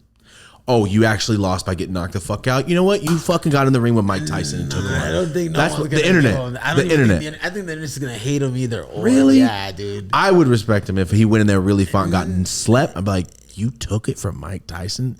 You're a boxer. You're not a YouTuber no more. He would have taken it from like even when he fought. Who did he fight? That was actual Tommy Fury. I thought that was gonna go way different. Yeah, and it didn't. But look what happened with someone that was younger that was actually a boxer. Yeah, you're right. He didn't look great. That's why he's not fighting these guys anymore. He's fighting big money fights because they are money fights. Yeah. It is sports entertainment, and he's really good in the entertainment part. You know, so how about Tyson's cardio as a 60-year-old man? Can he get out deep into those rounds? Isn't it 2-minute rounds or something like that? I don't know. I just saw a post about it. It was like 8 2-minute rounds or some shit, or 6 2-minute rounds. Just explosiveness. What they should, because no headgear and knockouts are allowed, it said, or some shit like that. I might be wrong. Don't quote me, but boxing cardio is different than regular cardio. He's out there. He's working with bags. He's a vet. He knows what he has to do. You know? When he fought Roy Jones, but that was how many years ago? Like 4 or 5 years ago. He didn't look so bad. No, and that last round, it looked like he was trying to take his head off, right? Yeah, I was waiting for it. And then Roy Jones was like, I don't want to feel those body shots ever again. He didn't want the rematch. And fucking Homeboy was mad. Tyson was like, nah, let's do it again. You can see him at the end. He was like, I just started getting into it. Yeah, dude. So you can see that he snapped. But the thing is that, like, you know, it's been 4 or 5 years. Has he been in shape this whole time? He's training. I know for a fact that he's been training extra hard. I'll say this. We locked it in yesterday. We're doing a Tyson collab. Yeah, fuck. Yeah, so I was talking to his team yesterday. Yeah. I'm telling you, that everybody wants to see it. I just don't want to. I don't want to see the homies lose, bro. No, but we kind of want to see him still. That's the thing that's fucked up. Even there's a risk of you losing and breaking my heart. Can we want you? That's the thing that, like, yes, dude. Yeah, he's like a maniac that the world knows and respects and loves. Like just give us one more. Yeah, like that's what that's. I understand that. Like, give us one more, dude. Like, and be the one, you know, be the one that drops his ass. Right. He didn't beat Nate Robinson's ass, and that wasn't fair. He's a basketball player. He's got a weird list of fights now that you like. Remember when he fought Bob Ross? No, but that's reasonable. Like, he's just fighting fools that don't fight. I mean, look, Mike Perry's a fucking dog. That fool's a cool ass fool. I meet him in person. So we fight the same. He fought the same night. Yeah. He's like, "What's up, Pedro?" So we're cool ass fool when we see each other. Gonna sleep him. But like same thing. Just because I really like Perry, people were like, "Oh, he's gonna win." I was like, "Look, man, Perry's style is not good in boxing." Oh, okay. Let's hear this. Not good in it's not. He's a brawler. He's a fucking dog fighter. It's about toughness. Give me a shot, throw one. He doesn't throw jabs. He fucking swings. He brawls. I didn't think about that. He's a fucking dog. He's a bare knuckle king. He's a fucking king of violence. He's that, but. Boxing is different. Boxing is an art of punching, you know? So you master the jab, the hook, the hands up. You can't walk into someone in brawler stance because that jab of a fucking boxer is already here in your face and you're all the way over here. So you're punching and you're fucking missing. And that's exactly what happened. Damn, I thought he was just not trying that hard. Now that you say it like that, I was like, they must have paid his ass. You know, I hope he did get paid. I hope he got paid out under the table. Everybody's saying that, and it sucks because everybody wanted to, like, yeah, you want to see more, dude. And like I said, the homie me is like, fuck yeah, dude, Perry's gonna fuck him up. But then I was like, well, it's a boxing match, and it's Jake Paul's org, and Jake Paul's giving a lot of money. I'm like, yeah, I don't know. Yeah. Damn. Okay. Yeah. So that's we just talked about this. We literally just talked about this on the show about. I thought Mike Perry was going to sleep his ass. I really did think he was just going to come in and just overhand sleep him. Yeah, he didn't do much in that fight. Question before I forget: have you ever been knocked out asleep? Before, not like in BKFC prior fighting people. I wanted to see what is it like. Dude, trip out. I like literally told like the homies in the team. I was like, I want to know what it feels like. And like if it happens, I want to know what does it feel like. Cause like, you know, I I'm saying I'm manifesting it. I want it to happen. But like eventually, like, you know, my style's gonna catch up. And I even said, if I'm gonna get knocked out, I want a badass knockout of the night. Like, I don't like everything I do in there's gonna be epic, bro. You know? Damn. I love your mentality. Even my dude. knockout lose is gonna be fucking remembered. It's like, yeah, It'll be fight of the night where I go. Yeah, fight of the night, KO of the night performance. And I have all 3 bonus. The fight of the year.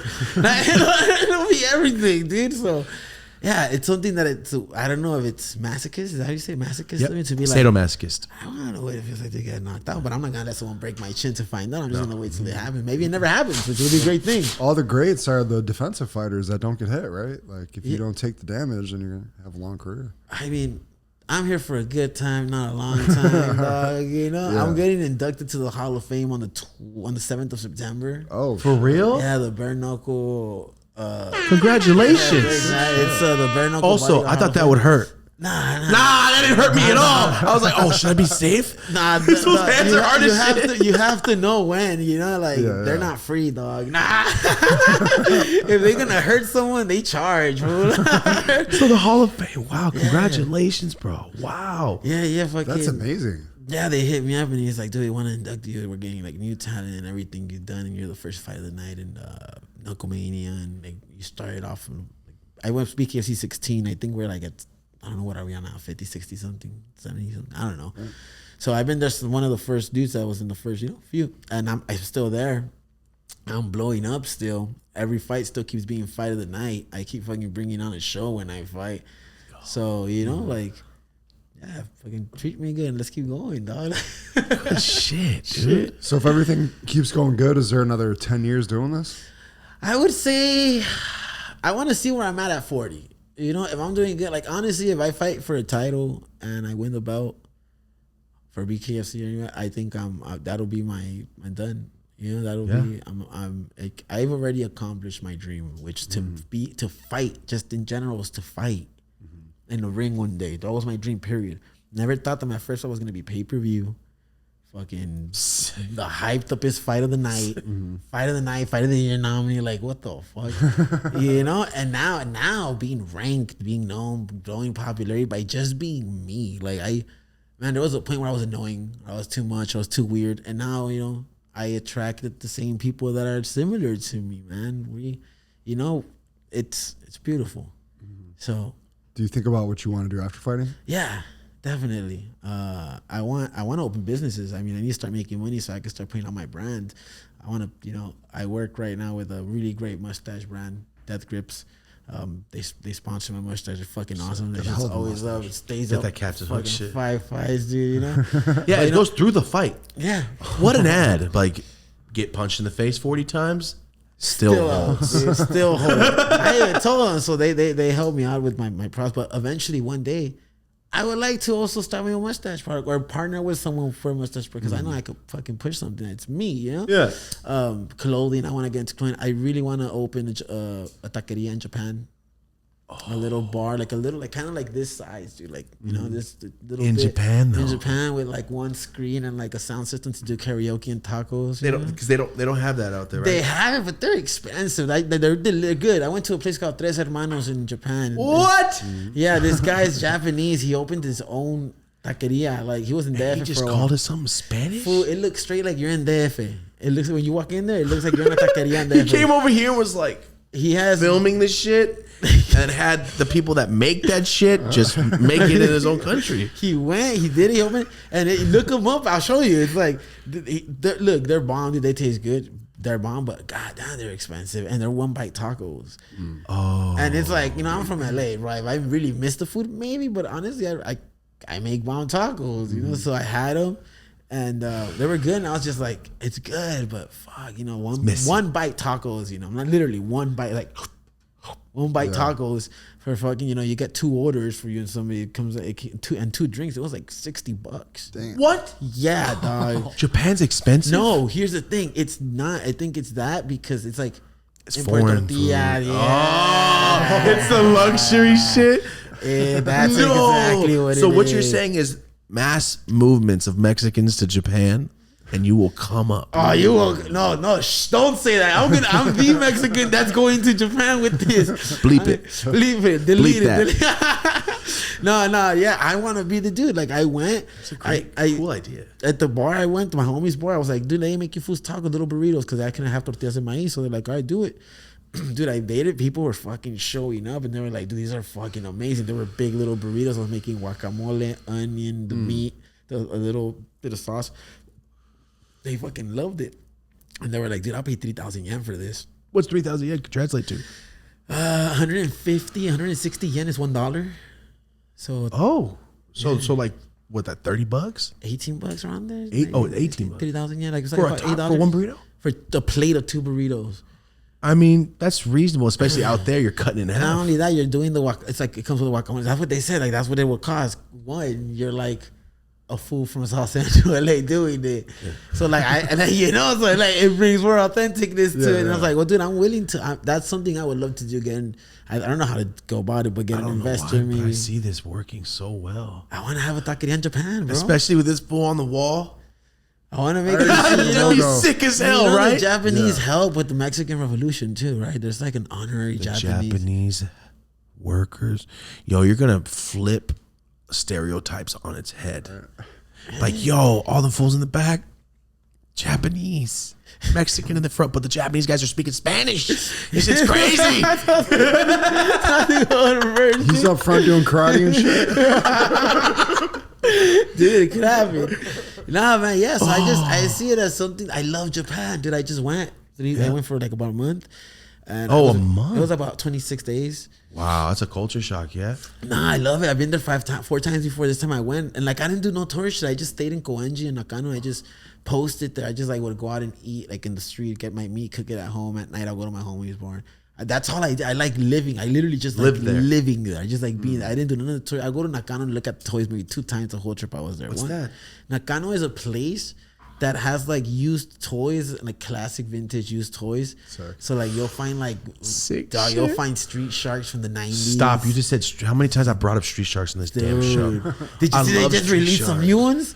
The new. Do they still have hair, bro? They released like some new a new Street Shark. It did like it's like you realize that a new drop. I'm going to get it now. It's like it's. I'm into toys. Sick, heavy. and the van is on the Jeep is on sale too. They're selling everything. You have to Street Sharks were so fucking tight. That's like the shit that made it, man. Street Sharks, Ninja Turtles, Power Rangers. So when I go, I've always wanted a Megazord, man. Like the Megazord, dude. Every time I go to Japan, I found it. One time it was expensive, I didn't get it. This time I had enough for it, and I found it, a classic one from the 90s, but it was missing parts. Nope. And and I was like, and I was like, nah, I'm gonna feel still incomplete with this. So I'm like, I'll be back, bro. Like I'll come back soon. I just saw one the other day. It's so crazy, dude. But they're expensive. They're like $300. I saw it in the mall in Northridge at a Japanese store. Boom, right there in the window. How much was it? I didn't even look. I went, damn, Megazord? Probably way too expensive. Not even in the box. It's like $300. At least. I got the Saba. Bless you. Bless you, Tommy, when he turned White Ranger. His swords. Sorry, I sneeze like 6 times when I sneeze. You're all good? Yeah. I love that shit. I like the Megazord and the Dragon Zord, dude. Yeah, I have the Saba, the white sword. I have the dragon dagger, life size. Yeah, I got you press the button and it goes. Yeah, I know. Mine is a flute snipe. Yeah. I know what you're talking about. You fucking press it and it does a. Bro, I was so heavy into Power Rangers. But there's one episode where Jason, the Red Ranger, just hitting the bench in class, and I was like, "They got bench presses in class." Because I was a kid, you're like, damn, these are in high school. They do karate in school. Wait, they don't ever do homework. Exactly. School, I can't wait till I get to high school, Billy. That's how I felt, dude. But no, nothing, just drugs. Just drugs. Drugs and fights. But not like villains, just like other Mexicans. I guess they could be villains. I feel like that set me for what I wanted to be. Like Power Rangers Ninja Turtles was like big all for fighting, me, man. It was all fighting, and I remember playing Power Rangers. And it was like, blue. Yeah, I was always red. I was always always red, dog. That's funny. You're red down here. I'm blue up there. We could have got shot. We could have been fucking hating. I dipped my parties. other action figures in gray, so they're the putty. The putties? Did you really? Yeah, Damn, that's fucking artist. genius, dude. This one was poor but smart, dog. You were That's so bound to make it out of the smart. hood, Like bro. You were the bound army to, guys and shit, right? Yeah, That's putty. a good point. The putty, the clan. Yeah, Oh, that's you foot hit- soldier you clan. hit- You hit is them in the chest and they become. Yeah. Fuck, that's genius.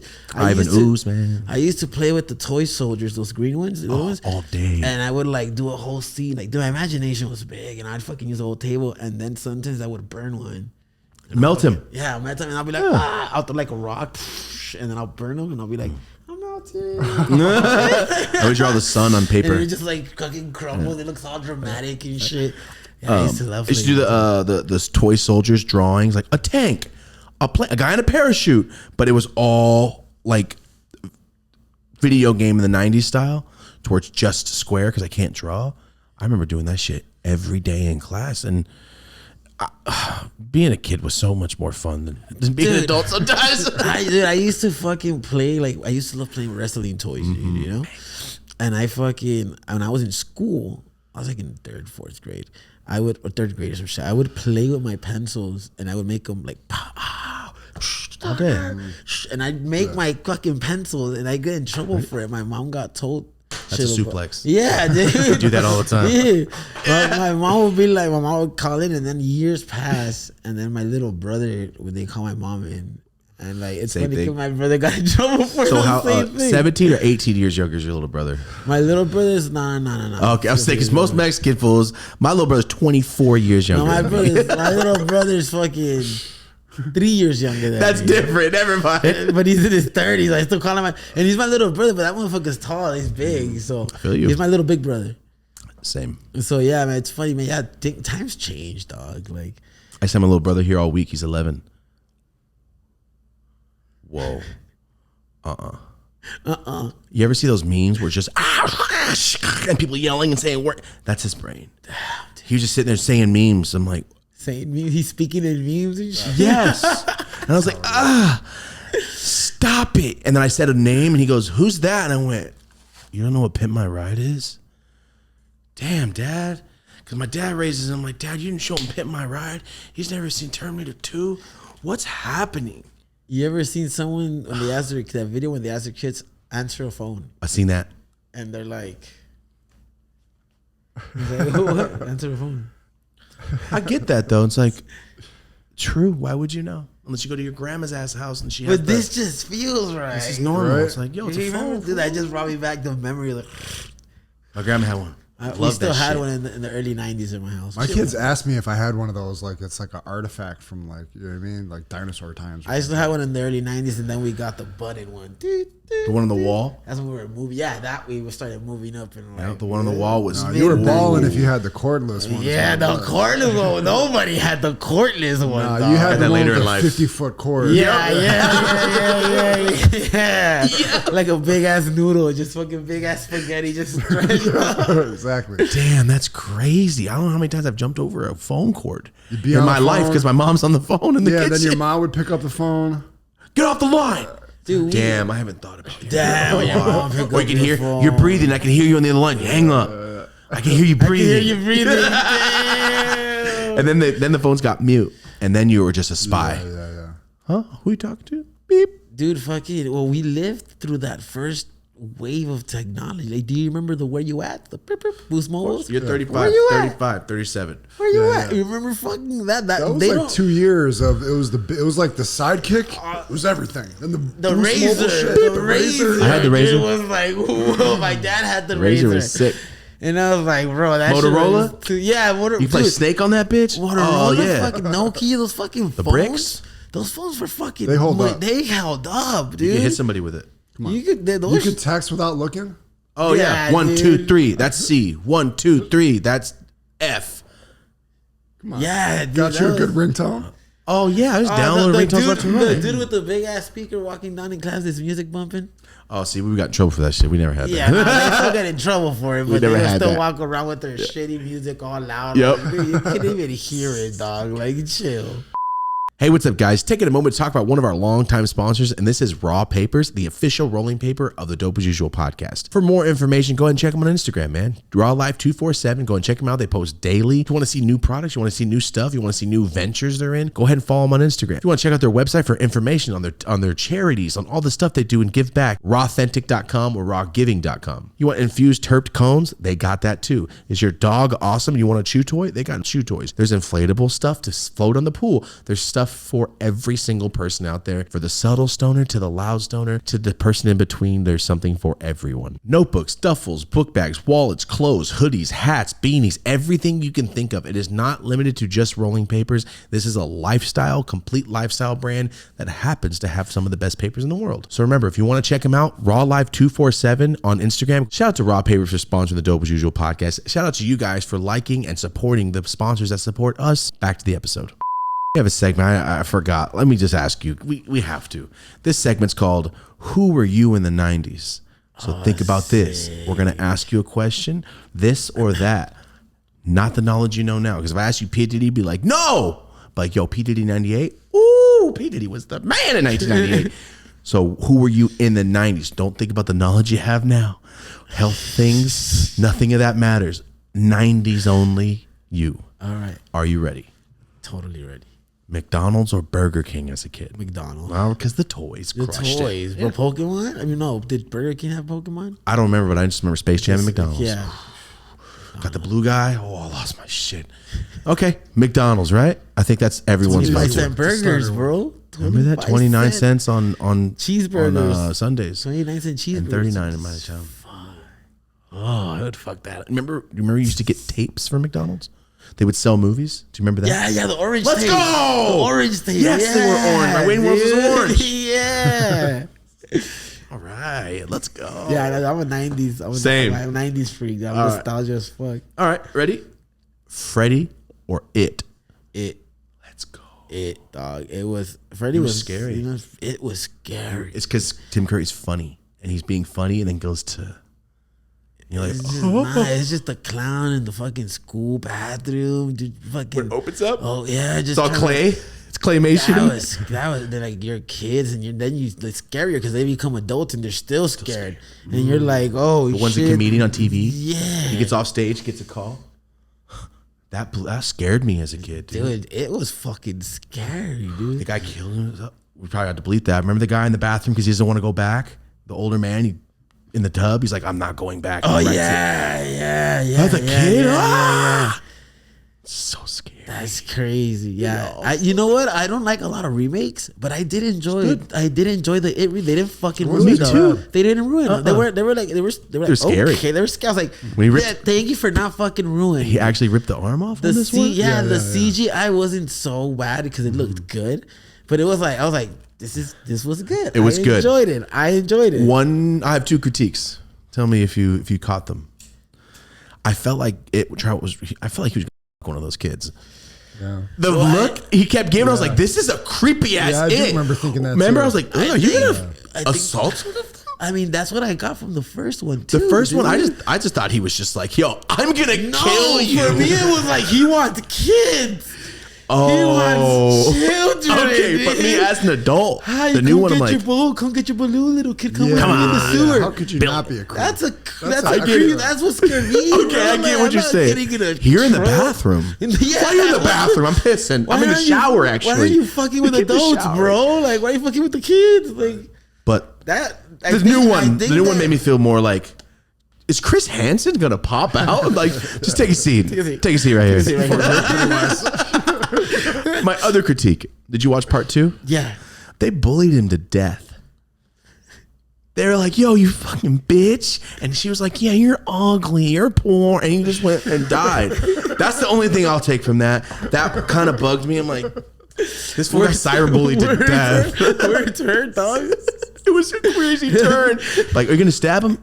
We're actually just going to make fun of his dick size until he dies. They just bullied the man until he died. Sorry. Yeah, it could have been better. But I mean, other than A great movie, though. The both of them were really good. So I Yeah. I loved them. I I just didn't think remember about going. that ending, though. I didn't think about But that think about it. ending. Now you do go, He did get bullied. They till were he in like a became- cave, right? Yeah, Shit all floating everywhere. And He they're just became a roasting little him. clown with the big head. Oh yeah. It's like, damn, you just belittled him. This whole time, he was this fragile. You guys could just talk some shit to him this whole time. His dad just beats him at home and he's just real insecure. And that's here. what he is. Come here, Richie. Shut up, bitch. Hey, Richie. You wearing whack ass kicks, dog. Yo, I would have died as a kid too, just getting bullied to death. Yo, good thing it's not good and that's not real. Okay, so long story short, You ready? Full House or Family Matters as a kid. Ooh, yeah, that's hard. They're both like there, dog. I feel like when I was more of a kid, it was Full House, and then when I was like, I'm getting a little older. Family Matters. I think Family Matters just because Urkel is. I can remember more Urkel stuff than I can remember. What is it, Michelle Ashley? What's the name? Michelle, yeah. Yeah, that was like, that was a family I couldn't have. Yeah. Yeah. And He's Family just- Matters, it was like. Right. Possible. Urkel outshines everybody, basically. Yeah, and when he turns to Stefan, Dude, when he turns, I thought that was Stefan TV or magic, Hell. dude. All he did was When this. I saw that, I was like, how'd they do it? Is it his brother? "What? Yeah, and it's actually him. That's a trip." And then I thought the whole time, you could have just been him? You're still smart? You're dumb. You're dumb, dog. You're dumb. You could have had the girl. Hey, you could have. Also, Laura's a bitch. She'd be like, damn, you just took your glasses off. She friend zoned him till he got buff, dude. And all he did was walk out and just take them off and went, by the way. I made his voice Yeah, he deep. did. Yeah, he just Put on a little by the way. blazer. Yeah, he put on a when NBA players get their first contract and with the hat and the oversized suit. Dog, if she would have invested some time, she would have invested 2 seasons on him. Right? Yep. She could have fixed him. She could have fixed him, dog. Like, yo, when you're nerdy, just go to work, and when you come home, you hop into the machine and walk in the house. They could have done that. Forgot there was a machine. Oh, he's a genius. He's Dexter's Lab, but in Chicago. Yeah, Family Matters. Definitely Why wasn't he Family rich? Matters. He invented a machine. He invented a lot of stuff, and his little car that you had to get out of the front. That So little car was, sick. dude. I swear, I was like, I'm gonna buy that car one day. Like, it's gonna be my first car. Just forgot he me. even had a car. And then they made smart cars, and it kind of took. I was like, those little smart cars, like, Those are weak. I was like, I still buy one. Like, gotta get out the front. Just because it's Urkel. I thought Urkel immediately when I saw it. I was like, dude, it's an Urkel For car. sure. Stefan Urkel is the name of my weed pipe because it's cool. So I named it Stefan Urkel. Yeah, I swear to God, I met him at a party once, and I was hitting a joint. But by the way, and I told him. He goes, "That's actually fucking funny." I went, and I left the party like 10 minutes later. Fucking accomplished. That was 5 years ago. I'm still happy about it. Okay, MTV or VH1, but in the 90s, MTV. no one's ever said VH1. MTV. Not one time. No. Ever, I think. VH1 got good with the trash TV in the 2000s. And the behind the music was sick. But then you're like, damn, this is depressing shit. Yeah, it was fucking hard. It was like killed a it was- guy? It was my dive into like the dark Side. documentaries after, because that's where it came from. Really, well, my first dark documentaries. Well, It was intervention, but a documentary style. that was when those fucking, well, yeah, all those trash TV shows are great. I mean, don't get me wrong. I love Flavor of Love, dog. Oh, come on. Yeah, We wouldn't have New York. Flavor of Love, And then we dude. wouldn't have Riff Raff if Flavor Flav didn't make that, because I Love New York got him on her show, and then he got popular. We wouldn't have a Riff Raff. We don't, I mean, it's not like he's an American icon, but you know what I'm saying. For sure. Flavor of Love. Riff Raff is Gucci and Gabbana. It's one of those songs. Yeah, right. Yeah. the white dude, Riff Raff. Yeah, Riff Raff. Yeah. He started reality shows. Flavor Flav gets didn't no know. love. Like, he gets no. Here's a producer credit. He started reality dating shows. It popped from him. And there was like Think about Rock it, it's of a fact. Love. Oh, Brett Michaels. Oh, that Rock of Love was also good. Nah, but nothing beats Flavor of Love. Like, that's something I could like randomly be like, I'll watch it. I want to watch an episode. Remember the girl that took a shit? Yeah. She shat and there she In just the living room or dining room, right? Yeah. And she just went upstairs. They were like, "There's a shit, There's a on, shit the on the floor," ground. and everybody's trying to find out who it He was. kicked her out No, after he that, no, right? No, she's maybe like a day or like one. I remember episode or two. thinking, when I was a kid, and then that girl Buck Wild that talked with a black accent what's up? lost the black accent when she got all pissed, and he goes, "Where'd your accent go?" What Do you remember happened that to scene? where'd your accent go? He was all bewildered and shit. Like, you don't understand that she's playing a part, sir? Yeah, that chick was going over. You're bringing back some deep memories right now. Dude, And then that one crazy. Asian, the super pretty Asian chick with the mole, I don't know why she didn't win. And then he ended up with the bitch that dated Ivan Drago. Remember the blonde lady? Bro, he should have just dated New York's crazy. 150%. Then he even brought her came back. and then and he dissed still her didn't pick her.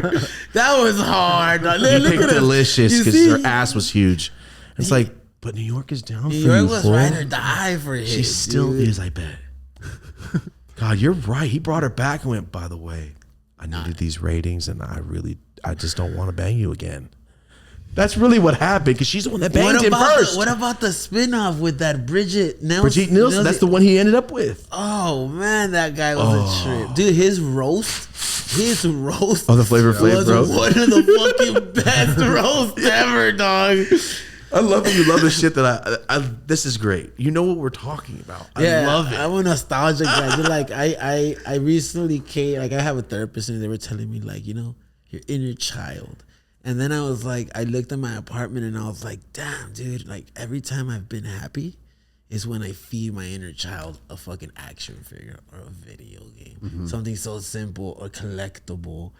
Right? It just made, and dude, like I'm not doing drugs. I'm not out drinking. I'm not like, let me buy my toys. Dude. Like, let me, I fucking love this. I want that $3,000 Charizard card. I can afford it, but I want it. If I could, I would. Like, you don't want me to be a rich guy, dude. I'm just gonna have like Bunch of goofy shit. a bunch of good. Like, why, dude? I'm looking for a Batman, a 6'5" Batman. I don't know if I want him yet, but a statue in my house right when you walk in. Just I'll be scared. I'll be like midnight, wake up and like, oh. well, that's why I was thinking about a monster, so I don't think it's a guy in the middle of the night. Because I'll walk in, I shot my statue in the face again. I feel you though on that. Do you know what Frankenstein's is? Frankincense. Frankenstein, the toy store. Nah. Are you ready? I'm sorry. Your next fight, you're gonna crush it. Then you're gonna get a big ass contract, and they're gonna buy, yo, here's $5 million, and then you're gonna go to the store and buy some toys. I'm putting this out there in the universe. What's frankincense? What do they have? It is a Costco-sized toy store, but it's a flea market. So there's booths, each individual stores. This guy's got video game toys. This guy's got toys from the 90s. This guy's got Pokemon cards. This guy does video or toys from movies only. This guy. That's hard. I have the mask. He's about this tall, so detailed. He has the money bag. Milo's got the face going, the mask, the money stacks, the sledgehammer. Most detail. It's like you shrunk a person and put him in a toy. Dude, in Japan, I'm telling you, Nakano is this 3 floors. I can only imagine. They have everything. They have like super expensive like glass toys, like art shit. They have like the nerdiest shit. They have 90s still in their box Ninja Turtle. Like the if villains. you were out there and you were like, you know what, that guy Thomas that I just met, I think he would like. I will sell your ass, and then I'll sell you on top in case you have to pay money to put it in your bag because there's more weight. I will buy from you. So I'll send you a video when I get there, Please. Because dude, you're, like I'm telling you, man, like it. I stopped. I didn't go so much this time, even though I wasn't even staying there, because I didn't want to window shop. Because I was like, dude, it literally brings back the same fucking memory of when I was a kid and I wanted a toy and we were too poor to get the originals, so we would get the bootleg ones. I didn't have Power Rangers. I have Morphin Rangers. Ooh, I remember the Morphin Rangers from the flea market. Yeah, they were smoother. And they were all just stay like Yeah, they all they had the stiff. same. They had the same pose, just different color clothes. And then my dad would buy me the wrestlers from TJ because I wanted the WWF, but he wouldn't. But the wrestler in TJ was a fucking ring made out of like wood, and then with nails in the corners. I didn't even remember that. There's like in TJ was selling. It was a fucking I remember that. straight DIY, like a ring. Like they would sell a ring with the corners of the ring were fucking literal nails and ropes were around it, and then all the characters were the same pose like this. So like One mold, they just changed the color of the guy. and one will be like this, one will be like this one. So it'll be like 20 of those, and to me that was awesome. Oh, it's amazing. It was still wrestling, you know. But that was for a while. I remember when I talked about this before. in school, like after Christmas, they would make you bring your toy. Like they'll say you could bring your favorite toy after Christmas, so you could like show and tell, like kick everybody. And I remember taking my bootleg ass like wrestlers, dude, and everybody had like something Sick, at real TV, shit. dude, like the new RC. You can turn, you can wreck it, you can flip. That's the Remember fucking that voice. shit? That's 1991 through 2003. It was awesome. You Harvey Road Ranger. Nerf gun, be a real soldier. With Yeah. you can hear from a mile away. Remember that? You put it on, you could spy on your Yeah. friends. I see you. I wanted it so bad, dude. The night vision, it was just a light on glasses. I looked at it. I wanted it so bad. Yeah, like all those fucking toys. All these kids would show up and they had them, and I never did, dude. And I was just like, fuck. And I remember that like stayed with me forever. And like I remember when I first started buying like my shit that I wanted, I was like, dude, I want to buy something that I wanted as a kid. I bought this and I bought this action figure and that action figure, and then it just made me happy having it, dude. And I was like, I want more. And like I bought an arcade. I have an arcade in my apartment. The little stand-up ones? Yeah, it's a Ninja Turtle 2-player fucking 25,000 games in it. That's arcade. It's on 64, and so I got one because I was like, that's like I love it. I don't play it as much anymore because I'm always busy. But like, it's there, and When I'm you like, want to. Yeah, when I like sometimes I'm like, let me sit down and pass The Simpsons real quick. Oh, I've never passed it, dude. I've passed it. What's it the once. last level? I don't. Can you dude, tell me if I was on it? I played it. That shit was like 2 years ago. And I played it like not 2 years ago. It was 2020 when I passed it. It was with someone that I was drinking with. So you don't remember the I don't end? remember. I just remember. I got to like 4 bosses, and I'm like, when does it end? I remember like we kicked it again, and I remember telling her like, "Hey, dude, we should pass The Simpsons." And she's like, did. We passed it, and I was like, "No, Oh, you're the only person on Earth. I don't know how Besides her. it finishes, dude." And she's like, I "Yeah, never got past the graveyard. Once I'm at the graveyard, I'm like, I'm out of quarters, For me, man. it's like 2 or 3 levels in that I'm just like, after the circus. After the circus is the graveyard. I believe. Yeah, that's where I die. That's where That's where I always dies is a graveyard. And every mine time. is unlimited coins. So it's still cool. I was a kid just pumping them. No, right now, the one that I have now, before, well, yeah, you only had 2-3 quarters. Yeah, dude. So you had to be a badass. Dude, yeah. And then you want to play Blitz. So I went to the Nickel Arcade. We have the Nickel Arcade out here. It was called Nickel City. Ooh, oh, wow. Nickel Arcade was ours. Yeah, for us, it was Nickel City. It was like, when I found that out, but I was in like high school, middle school, high school. And I found it, I was like, what the fuck? So like the most expensive game was like 20 cents or 15 cents. And then you had all the other games, 10, 5 cents. That shit was fucking dope, dude. It was, but some of those older games would be like, damn, this button's broken. That's why it's a nickel. Yeah, that's true. Oh, in our town, there was a row where No, like, that row's broken. No, on this one, there was a bunch of messed up ones too. You can't afford to You fix just this got- shit. you I get just- it. Only the 20-cent ones work, dog. The basketball one, but you only had 2 basketballs. Yeah, you had I to wait. remember that too, dude. That's how they get you. Oh, it's a nickel. You can only score 6 times. The nickel's worth, bro. For real, dude. You want the whole 50 cents worth? Cough it up. And then you got all the homie. fools playing Dance Dance Revolution in a line. No matter where you are, there's Dance Dance Revolution. There's Fucking always a love line. Dance Dance So you Revolution. dance and shit, but I'm just sitting there going, I'm going to sweat at the arcade? I'm going to go sweat on Time Crisis. Yeah, I'm doing this in Time Crisis. That shit's real to me. I fucking I love beat that game all the time. I love that fucking game. That game is sick. Oh, man, when Part 4 came out with a machine gun, now it has a machine gun instead of a pistol. The recoil and the... Oh, I can't think. Is there like the first one? Is it like when you're on a freeway in a helicopter with that machine gun? There's a lot of levels to Part 1, but Part 1... With the machine gun though. No, it's always a pistol. The first one's a pistol, I believe. No, not after. Was there one that was a machine gun? Yeah, there's 3 different versions, I believe. But Part 4 is where you can click through on the side and shoot grenades. Oh, this was in deep. Really knows that shit. Well, my little brother, like when he comes Game. down, like I'm gonna play Time Crisis, but I'm always sweating my ass off, dude, and I'm done. Hey, I don't play video games, man. Unless it's real. Like VR, that shit is intense. I bet you could train in VR. You know what? I've been wanting to try that for a while, but I'm like, I don't want to spend $500 on a fucking head. Go to a VR place and go, hey, put the fighter mode on, and then film it and go bare knuckle boxer. Yeah, that's a good video. Does Mike Tyson punch out?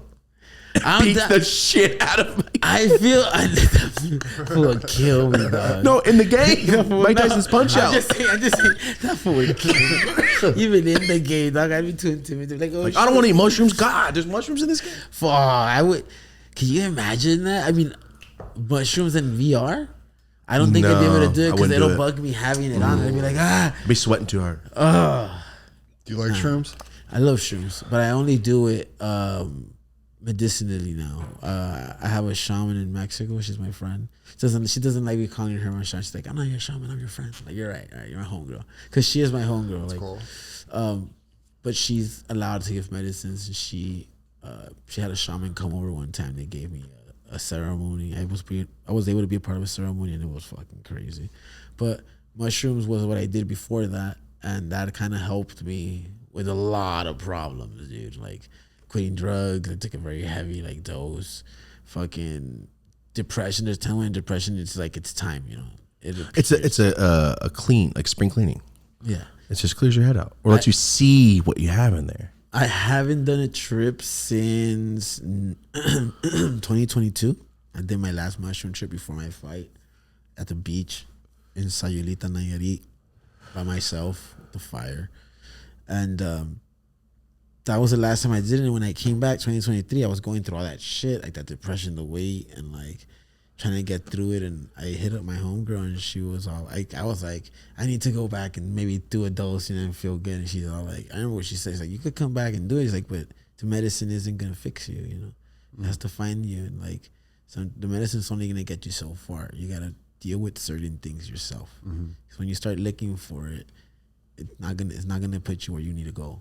And then it's like, fuck. So I thought about that, and I was like, all right, I'm not gonna do it till like I'm ready, you know. And I did have one trip though, actually, my bad. I did one in 2023. My hands were, it was a trip. My hands were broken for a while. I was going through that depression. I couldn't train. And, So you're on mushroom, and while they're broken, yeah. In my trip, I was like, you know, I trip different, man. I go really into it. I go into it, man. So I talk to myself a lot when I do mushrooms by myself. And I was telling myself, like, I gotta get back into training. I gotta fucking wake up. And I couldn't punch the bag for like those 5-6 months because my hands they were broken. They were fucked. The knuckle was wrong. They were fucked. They weren't healing right. how do you like do stuff? Just I was just doing it, but it still hurt. Like the knuckles were hurt still. I was like, fuck. And I started punching the bag, like angry, like talking shit, fucking punching it, kind of crying about it. I wasn't feeling the pain, and I was able to close my hand. I kept going. Next day I wake up, my hands were fucking fat, and I was like, fuck, I broke my hands again. I was like, I can't feel it, so that's good. And then they broke into place. Yeah, dude. while you're on mushroom trip, And that's like, like I wasn't able to close my fist. you right? set them. I sat down, dude, with that night of like crying and hitting the bag on mushrooms. Oh shit! And I felt How like it was amazing. I felt like it was a sign. I was That like, is a sign. All right, like you fixed, like, thank you, Pachamama, you fixed me. Let me get my shit going then. And that's when I started training again. I started losing the weight, and I went to that gym, Forge Fitness, and I started training again. And then in between that, I was still battling, you know, the depression, because I was trying to bounce back and I was tired, and then everything. That's when I called her and said I should go back and have a ceremony. That's when she told me that, like, you're gonna be ready when you're ready. And I haven't done it, and that storm that came recently and everything, I fucking stayed strong through it, man. I pushed through, and now I feel like I'm getting a reward, you know, going back to Japan, trying out a camp over there. Different life, man. I'm from South Central LA, though. I'm on Compton Avenue. Like, what the fuck am I doing? Japan. I'm like, and I'm telling myself, what am I like? I deserve it, dog. And I worked my ass off for it. So fuck yeah, it's gonna be fucking sick. I'm about to fucking, you know, we're gonna test it out. I'm gonna see if camp is good. I stay there. If not, I come back and finish camp here and see if everything's possible, man. We don't take the shots. It's so true though, because like you were doing your job before and took a chance, and look where you're at. I think it is very, very inspiring to be like, yo, I'm in Japan. Yeah, it's Fighting because I'm That good. It's that good. Like it's like you're living a movie, and I love that the outlook on you is like, I want to get knocked out so I know what it feels like. I like this pain so I know what emotional pain is nothing. Like you are testing the limits of your brain and your body, which is really awesome to see that you're so hyped about it. Yeah, I love it, dude. It saved my life, like, because, like I said, I was going through all this depressing stuff and always doubting myself. So instead of doubting myself, I proved myself wrong. Because I know it's just that little voice. It's just the voice that always says, no, you can't. It's always going to be there. But the shit is that, who are you going to listen to? We are our best motivation and we are our worst critics. Who are you going to listen to? Yeah. You know? When you start listening to really you're going to do what you got to do. That's why I say, man, I really believe that if you really want it, and you really fucking go for it, it's going to happen, dude. Because you're lining everything up for that path. You know, there's no fucking distraction. You're going full fucking force. Yeah. At least you felt trying. You know, at least you almost made something. But living in what if, that's scary, dude. Yeah. I don't Terrifying. I don't want to live in what if. I don't want to. Yeah, I'd rather know that I fucking try and be like, I did this, dude. Fuck yeah. Then, you know, if I would have never fought, I would have. It's something I always thought about. I want to be a fighter. I want to be a fighter. So when it happened, it was, God damn, I'm a fighter. You know, happened again and again and The again. average person has so much potential in them that they don't access. You know, when you have that middle school or elementary teacher that says that you're a good student, but you don't pay attention, you have so much potential. In like middle school, and you're like a bad kid. And I was like, in high school, I was like, you have so much potential. Shout out to those teachers that saw the potential in us, but we're stupid and we didn't fucking like, you know? Well, look at most fighters catch that at 21. And you're like, yo, you're too old, you're 30. But like, no, I'm not. Look at that. But the people listening right now, like our fans, they are listening right now. Like they are really hearing what you're saying. I'm hearing what you're saying. I knew what I was doing before this episode, but like hearing this is very inspiring, even to somebody that's 60 years old out there watching. Like we have a vast variety of people watching, and I think everybody can learn something, whether or not they're a millionaire doing exactly what they want. Maybe there's something. Somebody always wants to do something. You know what I mean? There's always something like, what do you want to do as a kid? Well, it's not this, but I'd make a lot of money doing it. There's always something out there that I think people can do, and hearing it like this, bro, you're just getting September 7th, the Hall of Fame, and you've been doing. Come on, man, that's incredible. And it's not even your career path when you started. When you were 30, you're a grown man at 30. Most people are like, you don't know what you're doing. What do you do? I don't know what I'm doing either. Maybe you don't either. Maybe you're out there going, I kind of want to be a fighter too. Listen to this shit right here. In 3 years, they're sitting right here going, fuck. 3 years ago, I was watching your show. Listen to David Diaz. You know what I mean? There's so much, you being you and talking, you have no idea what you just did. You could have been, someone start a business, someone go do something, someone go get out of the funk that they're in, because maybe they're in their house for 10 months straight and they're pissed off and sad and shit. And hearing you talk about, it really helps when you open up like this, and I really appreciate that shit. Yeah, I have, like, you know, I have nothing to hide, man. You know, I've talked about before about, like, you know, I tried to commit when I was younger, and what it was everything that I held in. I wouldn't express shit. I was just angry, dude. I was just angry, and there's gonna be a point where you're gonna want to break, and you don't think in that moment. You don't fucking think it's fucking horrible. So definitely pushing for that, knowing that being open about everything is so much better than holding anything in. Dude, I have nothing weighing me down. It's not hard to do good, dude. Don't be a shithead, you know? Don't be. It's true. It's simple. It's so simple. I avoid drama. I avoid chismes. I've even told teammates, like, if you guys are gonna talk, I don't want to be around. I don't want to be around it. I don't want to be around it. I hate I don't want to hear your gossip. I don't want to hear no Same. chisme. I literally, that's why I'm alone a lot. You watch me on Instagram, I'm alone a lot. Just, I protect my energy a lot. But definitely being open has brought me a like-minded following. I call it more support than followers, because it's like-minded people that have told me, like, dude, they're going through it. And I tell people, dude, if I could get out of it, trust, bro, it was bad. It was bad. I was bad. Like, my shit was bad. So, and I thought, you know, there was a point where I said I'm not going to make it past 30. I was like, I don't give a fuck, you know, so many drugs and women. It was bad. It was a place where I didn't think I was going to come back. And literally within 2 years, a year, I made this shit happen. And it was just about locking down and locking in and really investing your time on what you really want.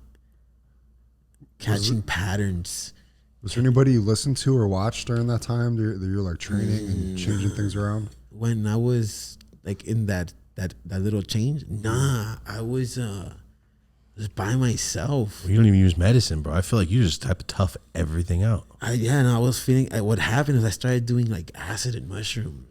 So mushrooms was the first big one that really like made me want to stop doing like drugs and shit like that.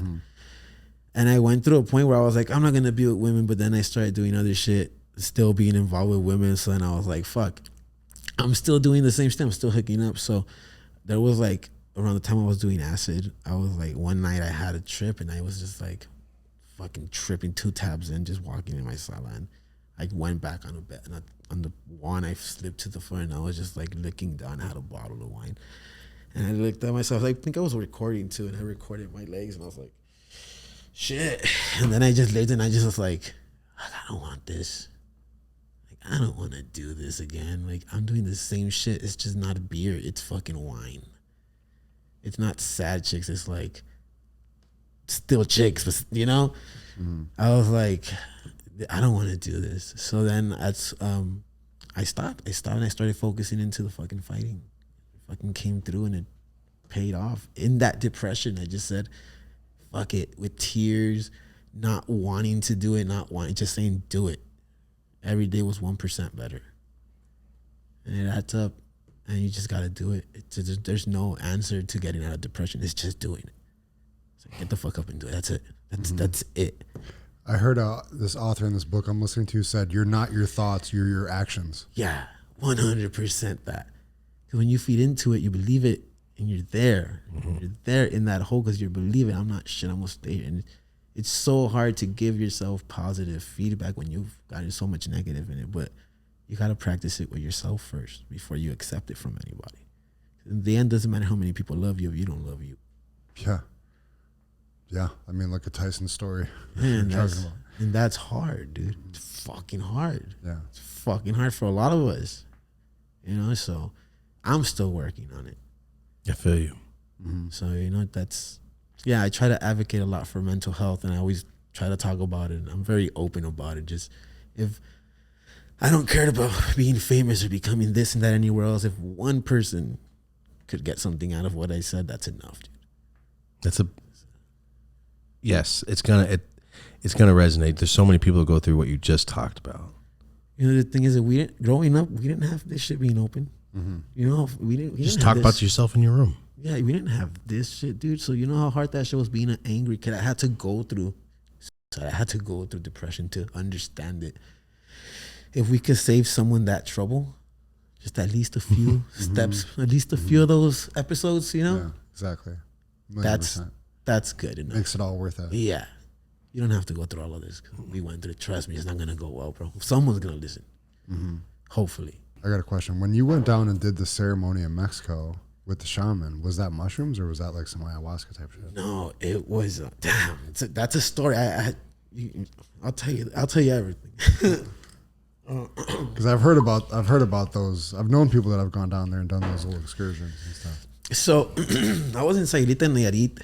I was in Puerto Vallarta for a bit training, but I like Sayulita better, so I started training there.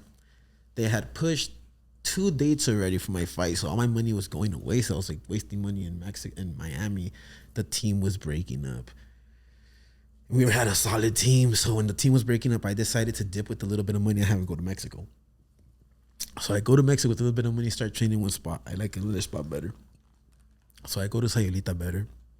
And spending my last bit of money on Durant, I was there for like 7 months, 6 months. So I'm fucking waiting for this fight. I'm like already missing my family. I'm bummed out my team is broken up. And then they pushed the fight again. Oh, you're not fighting anymore. Like, so close to the day, in shape and diet. So I kind of broke already. I was like, you know what? Fuck this. It was a one and done. It was almost over a year. I was in a fight. And I was like, dude, fuck this. It was a one. I started like fucking, going bad. Through bad thoughts. I was like, I'm just going to get fucked up and fucking get fucked up. I'm here in this little tourist ass place. Like, I'm fucking just going to do some drugs, drink some beer, and get fucked up. So one night I started drinking for like that week. And one night, it was fight night. This lady's there. Her name is Linda Mariscal. And she's sitting next to me and she's like, oh, who are you watching on this? Where are you from? Boom, boom, boom. That was it. That was it. We talked pretty cool and we just talked for like about 20 minutes. And then she left and that's it. And then, that next weekend comes up and that's when I got told that till the fight's off again. That's the night that I said, I'm gonna go fucking crazy this weekend. I'm gonna go get fucking a baggie and fucking some alcohol. I'm gonna get fucked up. Fuck this. I'm done with training. I'm just gonna go home. All my money's gone. Fucking $12,000 in camps. All my money's gone. I didn't get a fucking fight in, fucking little pay either way. So I was like, fuck this. And that's what mentality I was going in with that. And then I get a phone call one night, dude. I get a phone call and it's no. Before that, I go to the bar where I usually kick it at. It sponsors me, and I tell the dude I'm getting a baggie. And then he's like, "Can I tell you something, dude?" He's like, "What?" He's like, "You should leave, dude. You should go back home for a bit." And he's like, "This town, dude, could really eat you up." He's like, "You should leave for a bit." And I was just kind of thinking, like, "Fuck, dude. If he's telling me this, Sign again.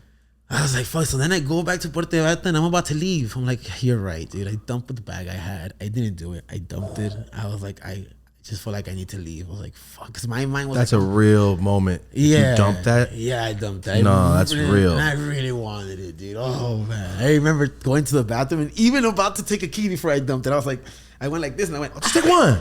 Yeah, I was like, and I threw it. I was like, fuck. And I threw it. I was just like, I went home and I was like, all right, I'm leaving. So the next day I started packing up for Sunday or some shit like that, or Tuesday, something like that. A few days away from it. Out of nowhere, I get a phone call from an Instagram from Linda, that lady Linda. Oh, wow. And she's like, hey, David, how are you? And I'm like, I'm okay.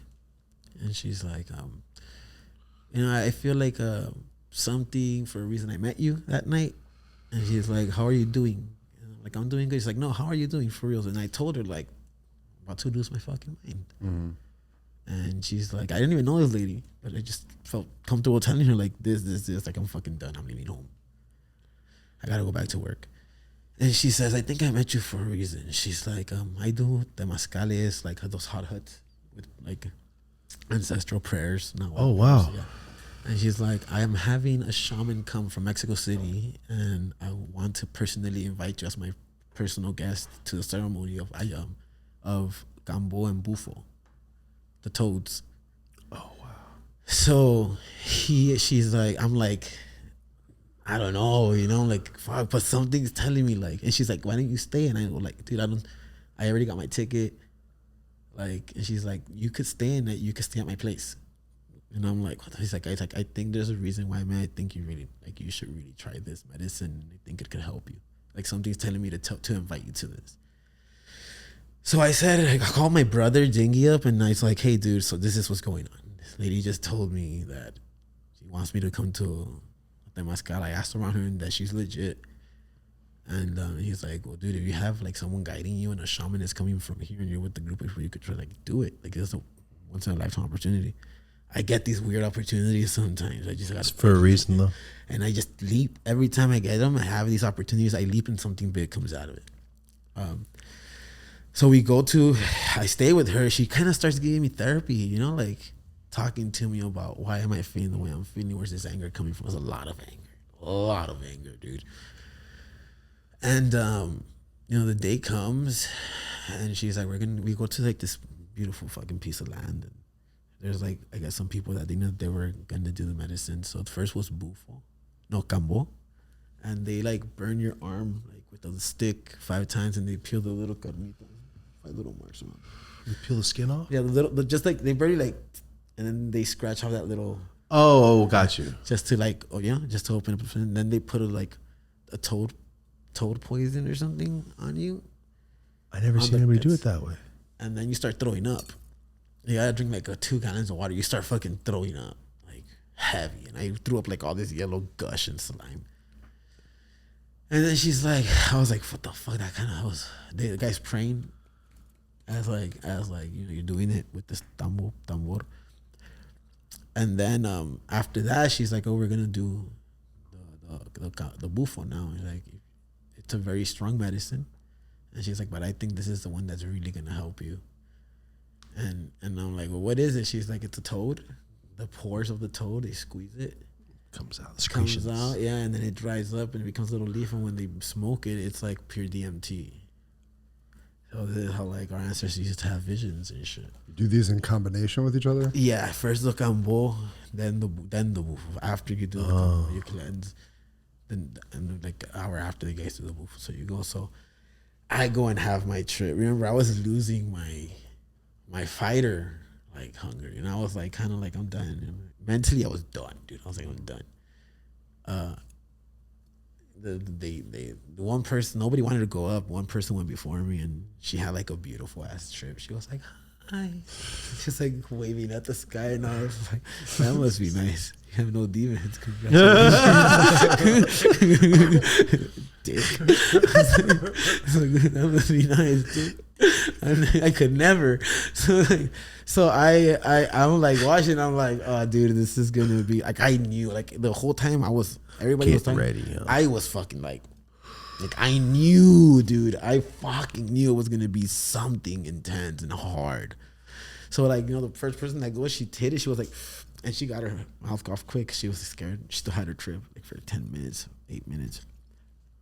And it's like nobody wants to go up. Everyone's scared, and I'm like, I'm ready. Like, I don't know these people. I'm not here for them. Like, I'm ready to like really take this fucking. There's trip. a group. Huh? There's a group of people. It was there. a group of people that she knew. Yeah. Gotcha. So I go up. He packs a pipe. He put a good amount, dude. He packs a pipe. Goes on to me, grabs my hand. He's all like, we can like with fingers kind of crossing. Like so he said a saying like, this is you, this is me together right now. We are one. So kind of he guides you through. So he smokes it too, dude. Oh, yeah. As he gives you his hit, take off with you. yeah, dude. That's what a bad dude. And I could. Oh my god, I can imagine how much energy he's taking in from doing it to multiple people, dude. He's going through multiple people's It's a way of washing this off. Like he's literally guiding you through your traumas, and he's taking it all in, dude. Like that's something you train for, because that's. Not everyone has that strength. He's gonna have the coolest next life for doing this for everyone. Crazy, dude. You could fucking go crazy, and he's fucking smoking it 9 times, 10 times with people, 10 different trips, Blasting off, but still keeping composure for you. Yeah, like he still guides. Like back to back, you mean? Yes, Oh, dude. shit, yeah. It was like a group of 6, 7. He back to back did it with everyone. When they hit it, he finishes it off. And then he starts fucking chanting and talking and doing his prayers. And you go through your chips. So my turn is like, tells me this is we're one. What do you want out of this? And I tell him, he's like, what do you want to release? I'm like, I tell him I want to just move on. I want to forgive you. Fuck. I didn't even know what to say when he told me. So he's like, have a safe trip. Packs the pipe and he puts it in my mouth. He sparks it. And like, I took a fucking rip. I was like, I was like, I'm fucking blast off, Papa, And Was it the morning or the night? this was like the afternoon already. Okay. I fucking released. And as I'm releasing, he becomes like everything. You're looking at him? Yeah, everything became like animals and patterns. Whoa. Like immediately. And I was like, and I Could let you still myself, see? Well, I was still, everything was becoming like, I'm seeing like a 3D. So your body's gone. I'm seeing it, and I see all this cooling as I'm releasing. I let myself fall back. And when I fall back, this is what I'm seeing. What I went through in person is way different and scary. What I went through my vision was something fucking amazing for me. I fall back and I start falling through like this pattern of webs, like bouncing colors, like I'm falling and I'm fucking falling. And and as I'm falling, I'm seeing all these memories, dude, like quick flashbacks of your own life? of my own life, of like moments that I felt like so lonely, like as a kid, or moments that I felt so like alone, like just crazy moments. And as I'm fucking falling through this like fucking pattern of colors, there's like this silhouette of a woman. She like starts to hug me. So she comes at me and she like hugs me, and I'm holding her fucking tight. And it feels like so good at first, because I'm like kind of riding the wave like. But then I feel that feeling, like that post-nut clarity when you sleep with someone you don't want to be with, and you kind of just feel, oh, what the fuck am I doing? I started feeling that. And I tried to get her off, and she's like grabbing onto me and like clawing me to not let go. And I'm trying to push it off, and I'm like screaming and crying in my trip, like trying to get it the fuck off of me. And then I finally snatch it off of me. And in my vision, I land on like this river. And I'm fucking crying, like the most scariest cry, like I was, like I had this fucking, just, I released it. I was like crying, dude, fucking violently crying. And when I come to, I look down in front of me, my homegirl's holding my legs on with her legs, and she's standing and she's singing me back to, like, they sing you back when you're going to your trip, they want to bring you back, they start singing. And he's holding me down from the top, and he's like rubbing my chest as I'm like crying, and he's like, just let it go, man. It's okay, just let it go. Like, it's okay. And I just started fucking crying, like it just came out. And I look at him, he's like a 50, 60-year-old man. He looked like he was in his 20s when I saw him.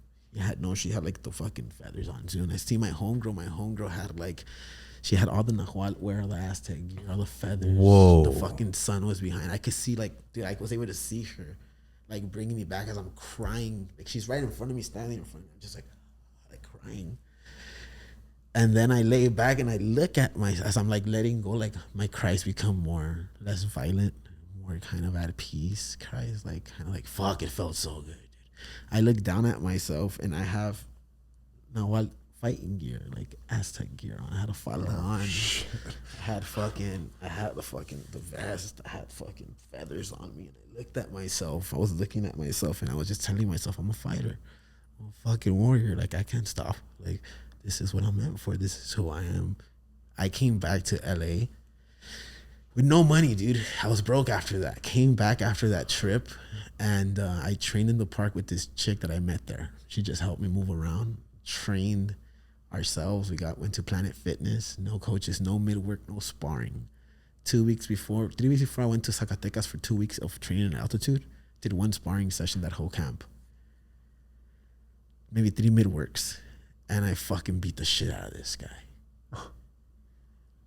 Just me and the chick and my little brother helped me. Sorry, you're saying you did one sparring session the entire training camp yeah. leading up to the fight? My last fight, I also only did one or two sparring sessions. Really? Yeah. I don't spar that much anymore. It's just go in there and do what you're gonna do. Yeah, I feel great when I spar. Things that I practice hit, land. So I don't spar as much anymore, but I do fuck me up rounds. It's funny. People always ask me, what are those? I do rounds where I have people swing at me and I work on my head work the whole 2-3 rounds. So Not swinging back? No, not swinging back. And then sometimes I'll be like, all right, now I'm gonna counter, like kind of control sparring, but like every time I get them all tired, and I'm always still there, and I'm just like, oh, there's definitely something special about my cardio every time. So yeah, man, that was my trip. I did. I was able to get a lot out of it, like fucking, well, everything I was able to let go and I see myself as a fighter. That shit really tripped me the fuck out. The women thing, the beat, like that meant a lot. All this shit, man, is what you've told me this far. It all makes sense. My grandma's on that wild shit. And this means this, and this means this. Like, you can see the direct connections of what this is. Yeah, that shit was so intense. I remember there's like a silhouette of a woman, you know, hugging her. You like, love it until it's not good for off you. of me, dude. But when you said like what was happening in real time was actually way Yes. scarier. What were you doing in real time? She said, when I told her my vision, she was like, "Whoa!" Like she said it was one of the hardest trips she's ever seen. She was a little scared. She was like, I was a little scared. She was like, it looked like you were having an exorcism. Like you started shaking and then you started rolling on the floor like you were trying to take shit off of you, like in your skin, like was things for like you were trying to peel away from something.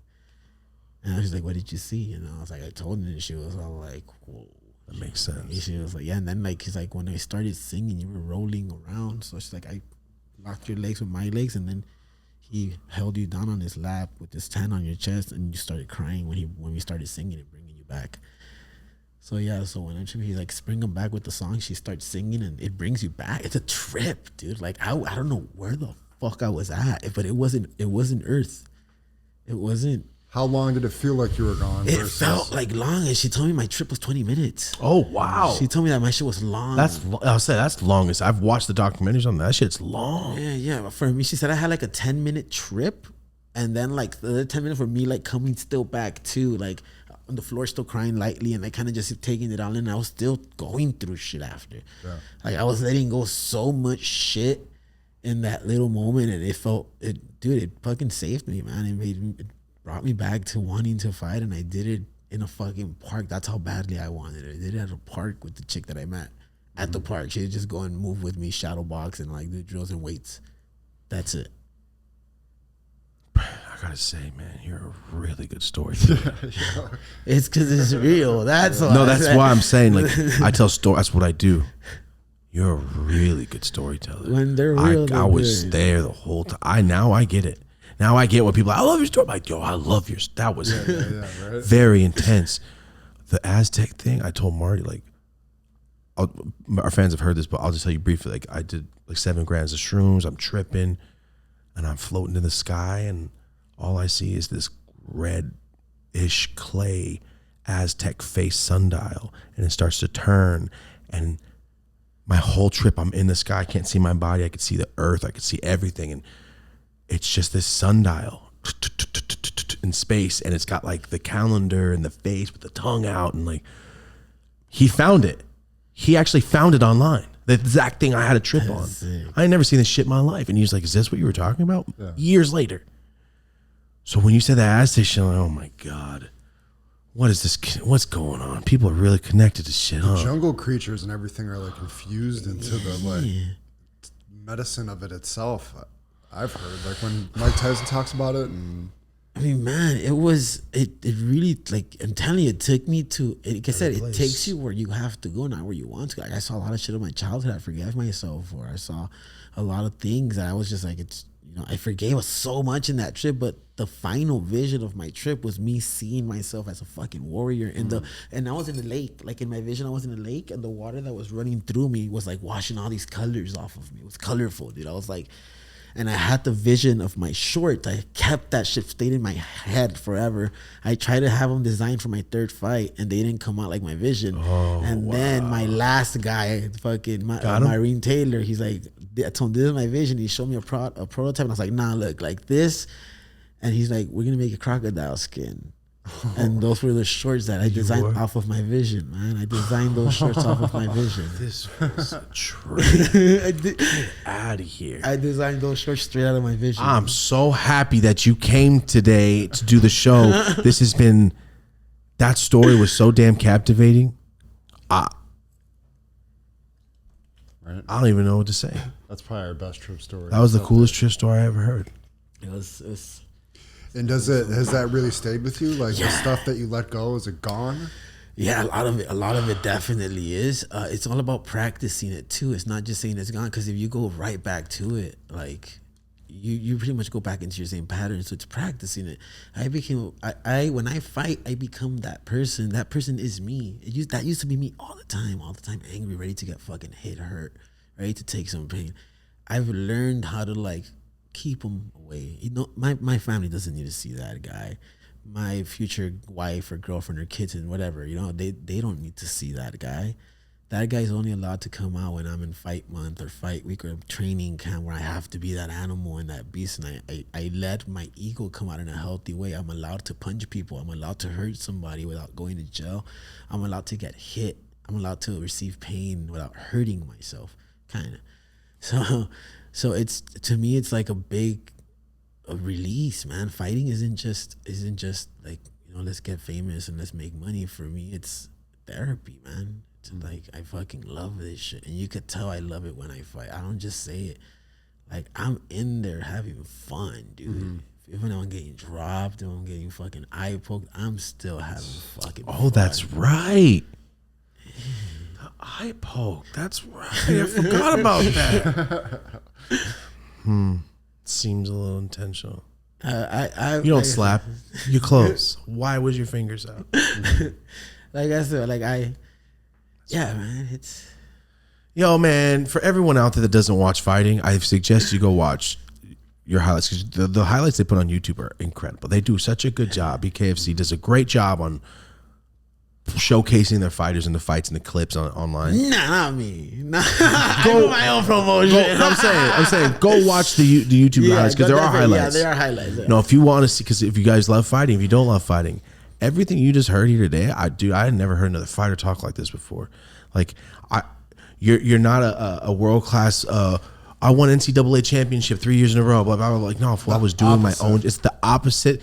You are what every one of us thinks one day could. Like, remember in what was that movie where the kid broke his arm and then he got into the MLB? Come on, Rookie of the Year. Dude, that movie is so fucking good. That we all thought we could be that. You are that. Except you didn't break shit, but you are that. You're like, yo, I'm a regular person that was like, I can do it and I know I can do it. Now I'm on the team. I'm on the team. By the way, I'm winning.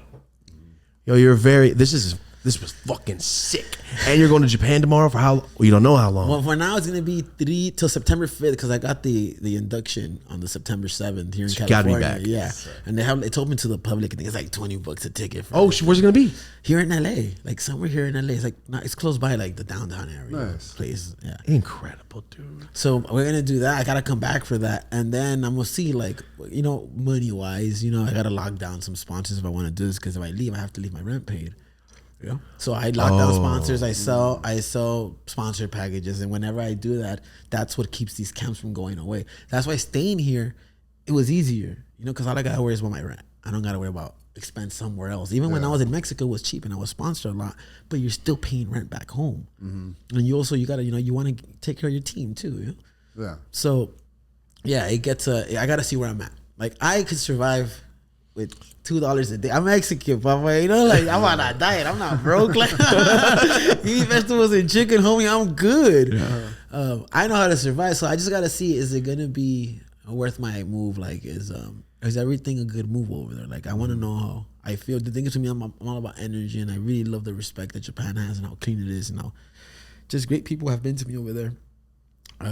A door opened for me to be over there for a bit. So I want to see if it's gonna be the right move to make. If it is, then I move back right away, or I win my next fight here, in January, move over there, do a year. Man, this is so cool, dude. What a story to tell that you've had. I feel like this could be a movie. This is incredible. Like, I love I'm planning this with no money. I had like $300. That's what I'm saying. Like, you were just doing this. I'm gonna fucking do it. I'm gonna do it. Like I said, I could have sold out so many times, and I chose not to, because they wanted me to be the shit talking guy. You gotta do this. I'm not gonna do that. So I only sign with small companies. I'm supported by small companies like Luchador Protein. That dude paid for my flight to go over there, and he gives me protein drinks, and I love the dude, man. He's fucking been nothing but great to me. He brings me shirts, brings me clothes. Those are the type of people that I take care of when I'm doing good, and just fucking gotta work for it, I know I could do it. I just gotta make those phone calls. I manage myself. I've gotta work on phone calls, hit these fools up. Let's go, man. What's your Instagram? L.Necio Diaz. Boom, popped up on the screen. And what's the best way to watch BKFC fights when they're live? There's a link on my bio, or you could go to BKTV app, and it pops up, or the link's also on my profile. You could just get it from there. And it's like $7 or $5 a month, or like it's so $40 a year. It's so damn exciting, and just that shit was literally electric in that building. I have to go. When to people one. say, I've "Oh, never no, been to a we fight. are going. We're going." Yeah. There's no. Come. Even if we fly, like what? I hate down. flying. Yeah. But I'm down. I would fly to watch him fight. Okay. I'm not excited about another 11-hour flight, but Japan's gonna be fun. The worst part about traveling is fucking traveling. Yeah. Exactly.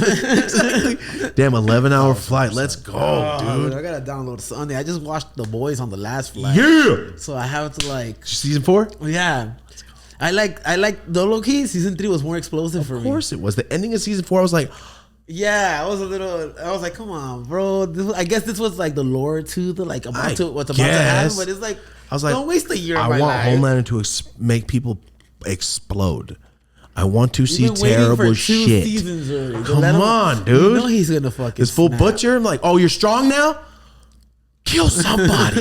Yo, I love that damn show so much. That Dude. show's so You see good, Gen Z? I saw it too. It was good, dude. What happened? I heard that the next season got like stopped. Because the kid, the guy died, the actor. Oh no. The light skinned black dude with the curly hair. The main character. One of the main guy at school. No. Yeah. How did he pass away? Motorcycle. No. Yeah, like 4 months ago, dude. Such a big fan of that show that I saw. I'm like, are you fucking kidding me? This kid was killing it. Great show. My team, I just got a little mean, like a 125cc, and my team is like, we don't want you to be riding. Wait, you got a motorcycle? Yeah, a little one. They're like, just Get a car. Just ride it. It's like, I'm like, you only ride it down Alameda to the gym, and he's like, just be Get careful. a car. But This morning I watched the TikTok and it was a guy interviewing doctors. What's the one thing you won't do now that you're a doctor? 8 out of 10 people ride a motorcycle. Every single doctor said it, except for 2. One guy's like, not get fiber. And that's what the one guy said. He's probably like an intestinal doctor or something. Yeah. But every other person was like, no motorcycle. I would never drive one. I'm not saying anything bad, and you're going to be great. Just throwing it out there. Like your body's your business. A car can protect that business a little bit. I don't bring it for long. Like I only take it to the gym. It's like a 15-minute ride. It's down at Necio. So that's the only thing I've been doing. I don't even ride it to like. I'd rather take an Uber. That's why I'm like, man, I really do love them, but they really don't want me to do it while training. I think we just had a BKFC fighter pass away with the motorcycle accident too. Yeah. Rest in peace, that dude. Cool dude too. I met him. We fought the same night. I think I heard the same thing. A motorcycle. That's terrible. So, yeah, man, young kid. So yeah, I definitely thought about it. I'm just stubborn, dude. Like if I get my first, it'll be my first car ever. If I get my first car, I always had a moped or a motorcycle. It's like I've never. You've always done this. Yeah. Gotcha. Nah, get yourself a little Honda. Yeah, I want something like that too. What I want is like I want to get my Mustang 65, 67. Dude. Oh, the old schools. Yeah. They're a lot cheaper than they used to be. But they're a lot more. I think they're more expensive because I remember back like a few years ago they were like 8,000. I was like sick. Mm-hmm. Now they're like 30, dude, 25, 30. Oh, you're talking about fully done? Yeah. Oh, I'm sorry. I thought you meant just like not really painted. You could probably get it painted. I mean, I get what you're saying. To invest like 25. But like because it's kind of like I would like to build, and that would be a good idea to be my project for the next few years. But you need a reliable ass car, man. But then I also like kind of just want to like make. I know I'm gonna make it happen, dude. And that's on my bucket list is own that fucking Mustang. I'm gonna own it because I'm gonna fucking own it. Let's go. Well, I'm pretty sure I'm like a year or 2 away from owning that bitch. I'm gonna make some good money in my next fight. Before that, something's gonna happen. BKFC is gonna explode. You're gonna be the top of the guy. Come on, dude. There's good things when you try. When you try and you put out good shit, and the energy's here, and you're going through things that for a reason they're happening. Yeah, and that's like I love it. I'm writing it, dog. I'm going with it. Whatever it is, I'm gonna ride with it. Good, bad, whatever it is. If it doesn't happen to that, but I know I've been behaving, dude. So I feel like I've told people recently on my Instagram, I feel something big coming. Like I fucking feel something big is coming. I don't know what it is, but I'm fucking down. So let's go. I know it's gonna be whatever it is. It's gonna. That should be on a shirt. Something big. I don't know what it is, but I'm fucking down. I love that bumper sticker, dude. Right? Hell yeah. So like now I'm just writing it. I'm like, fuck it. I'm gonna be broke here. I might as well be broke in Japan, dude. Right? Experience something that most everybody in this entire town has never experienced. That's why I try to keep myself positive. Like, man, I'm proud. I keep trying to tell myself I'm proud of myself. I have this thing with I kept talking about it, like imposter syndrome, and I've been kind of not doing it anymore because you start to believe it. You really do start to believe, telling yourself you don't belong here. You don't belong here.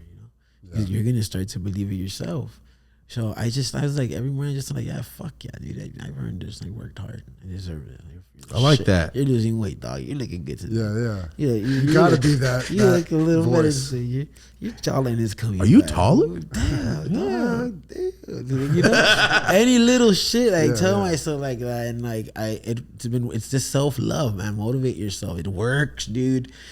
We tell ourselves a bunch of times, fuck, I look like shit. I look fat, and you feel fat in that shit because you tell yourself that. You just say, fuck it, I look good. Fuck, I'm gonna fuck you, dude. Shut up. Just fucking put it on, dude. Are you comfortable? Talking shit to your inner self. You're a bitch ass fool. Like, remember that time? You anchor. Shut the fuck up. That's why you're sad. Shut up, fool. And you bully yourself into doing the right. You could fucking force yourself to stay in bed all day. You could literally force yourself to get the fuck out. Mm-hmm. It's It's hard, but you could I do it. fucking like you a lot. That was a really good statement. If you can force yourself to stay in, you can get out. Bro, I've gone through that shit so many times in my fucking shitty times, and we all go through it, but fuck, that helped a lot. That's very true. You know what I would do too? I would allow myself a weekend. I'd be like, I'm depressed. I'm sad. You know what? This fucking weekend, I'm gonna allow myself to be fucking sad. Think of all this sad shit. Only a little bit of shit. I'm gonna drink a little. I'm just gonna fucking fuck you. Like, you know, fuck you too. You didn't like me back. Like, just gonna let it all out. And so when I've done that, it's like you dump everything out, dude. You dump it all out and you're recharged because you don't have it weighing you down anymore. So it's okay to cry, dude. It fucking works, man. Crying is like, many men don't know because they hold it all Oil in. change. When you think about it. I like it. Yeah, you just gotta, Just sits right here and just this constant. Dude, I'm telling you, when you finish, you bright, shine. You're just less angry. You just feel like, all right, you could take a whole nother load of bullshit for a while, you know, and then you could do it again when you're ready. Everybody should cry. I fucking like this message, man. I really do. It's a great episode. Before we get out of here, though, where can everybody support you? Where can everybody help you accomplish this goal? Like, got my first car. Hell yeah. Live in Japan. Taco truck. What can we do? Do you have anything that you, I know you say you want to get into merch and stuff. What can anybody do to support what you do? For now, just you know, be the man. The following has been helping a lot. I'm so fucking grateful for that. I didn't like, dude. I'm from fucking the hood. Like, I'm telling you, that's what the imposters is like. Why the fuck are you fools following me? Like, bro, like really, you like, I like this. What I'm doing in Japan, I'm modeling fucking shirts. Like, fool. Oh, you take it off like, you want me to wear it? But I feel you. And you know what's the trip? The trip is that I'm the one that had this idea, and I'm the one that made it and pushed it to play, and it's happening. I'm like, It's not supposed to happen though. Like, I'm like, I did, feel you. like, you know, and I'm Totally like, feel fuck, that. dude, like. So right now it's like, you know, the following, what has helped me is that one, it's a real following, which is cool because everybody interacts, which is fucking awesome. I have a really great supporter. So you guys can help me out with that, you know, watch my fights. Hell yeah. See Watch when your I fights. fight. Go follow them on Instagram. Yeah. And if you're in Japan in the near future, go to this taco truck. It'll be Go to- $30 for 2 tacos, not 60. Dude, si quieres algo bueno, tienes que pagar, man. You're going to crush it. Just make shit that is going to blow people's mind. Well, dog, it was a simple burrito. It was guacamole, onion. It's crazy that's like, Yeah, dude, trust me. Like, that's so, was a restaurant packed? no, yeah, the people were coming to the bar like over and over. They were like, oh, then they wanted me to do an event for them again. And I was like, do you want to make an official event? Because it was like out of nowhere. Like, I just want to cook for whoever showed Set up. that shit up while you're out there, man. A pop-up food truck. Yo, this is a do it, real dog. thing you could be doing out there. I really do believe I can. Like, that's why I said I don't know what's gonna come of this, man. But I have a feeling that taco fucking bar in Japan, I feel like an investor's gonna tap in and be like, you know what, dog? Let's run it. Let's fucking do this. Are you gonna be there? Yes. I'll decorate. I'll fucking put Spanish songs, karaoke songs up there too. Fucking Manu Chao, Luis Miguel, Juan Gabriel. Put everything in it. Japan. And you show up and you just get a few tacos, and while you're eating your fucking tacos, you're doing some karaoke songs. Come on. You know? Sounds sick. Right, you know, it's very small. The smaller they are, the better. Only 3 meats, bro. 3 meats, simple, dog. Yeah. Chicken, beef, and pork. You don't have to go all out. And I was even thinking on weekends, Saturday and Sunday, keep them open like late fucking night and have pozole and menudo. Oh, because you can only do it once a week. Once Shout a out. week. If Sunday. your place has pozole every day of the week, it's trash. Yeah, it's not. There's no love in That there. is that's a fact. It's Nobody once knows. a Why do week. people talk about that? You're completely right. It's every Sunday. You want to Once a line week up or for twice. those few pots that I made. If not, you can't make it every day. And then I was like, if I do that, I can add ramen to that bitch. Shut the Ramen menudo, dog. Trademark. trademark. Yo, you could do some shit. I invented beating that ramen and it got stolen. Nah, I'm just kidding. Nah. Well, no, I even made a little like joke. I was like, they were like, well, what would be in the infusion if you made something? And I was like, dude, I'll make a wakasabi.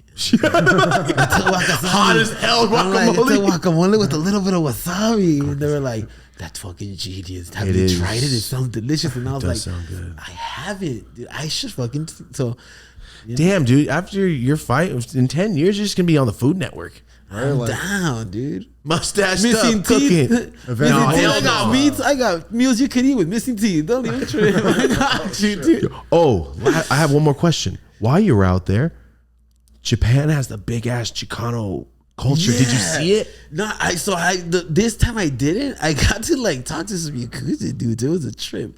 I'm like chilling. Fully tatted. Well, we chill. Like, I'm chilling in the bar. I'm talking to them, and they're like, "Oh, you got tattoos? Cool. They're cool, nerdy dudes, bro. They're just like cool ass. Like, I just thought these guys are nice, you know." And then he's all like, "Oh, could we take a picture?" I was like, "Yeah." So I show him my chest, and he's like, "Oh, yeah, I have tattoos too." And then they fucking turn around, they take all this shit, and I'm just like, "Oh shit." Yes, sir. Yeah, exactly. Want me to buy your tacos, bro? I got you. Oh, then the thing is, they started buying me fucking tequila shots. Of course they were. They're rich as shit out there. Like, why you give me tequila shot, dog? Why you give me tequila? What you trying to say? How do you know I want some sake, dog? They want to get you drunk so they can try to box you and be like, yo, from America, I caught one. So that's what my homie was saying to me. So like, dude, just be careful because they might want to box you. Just For to real? have fun. And I was like, are they gonna pay me? Like, I'm down. That's a thing. They told me, His next Instagram story is just in a bar knocking people. dude, I do it, dog. He tells me like, hey, you know, come to fucking this little event. You know, this many thousand on the line. You're gonna have just one like burn up. Fucking sign me up.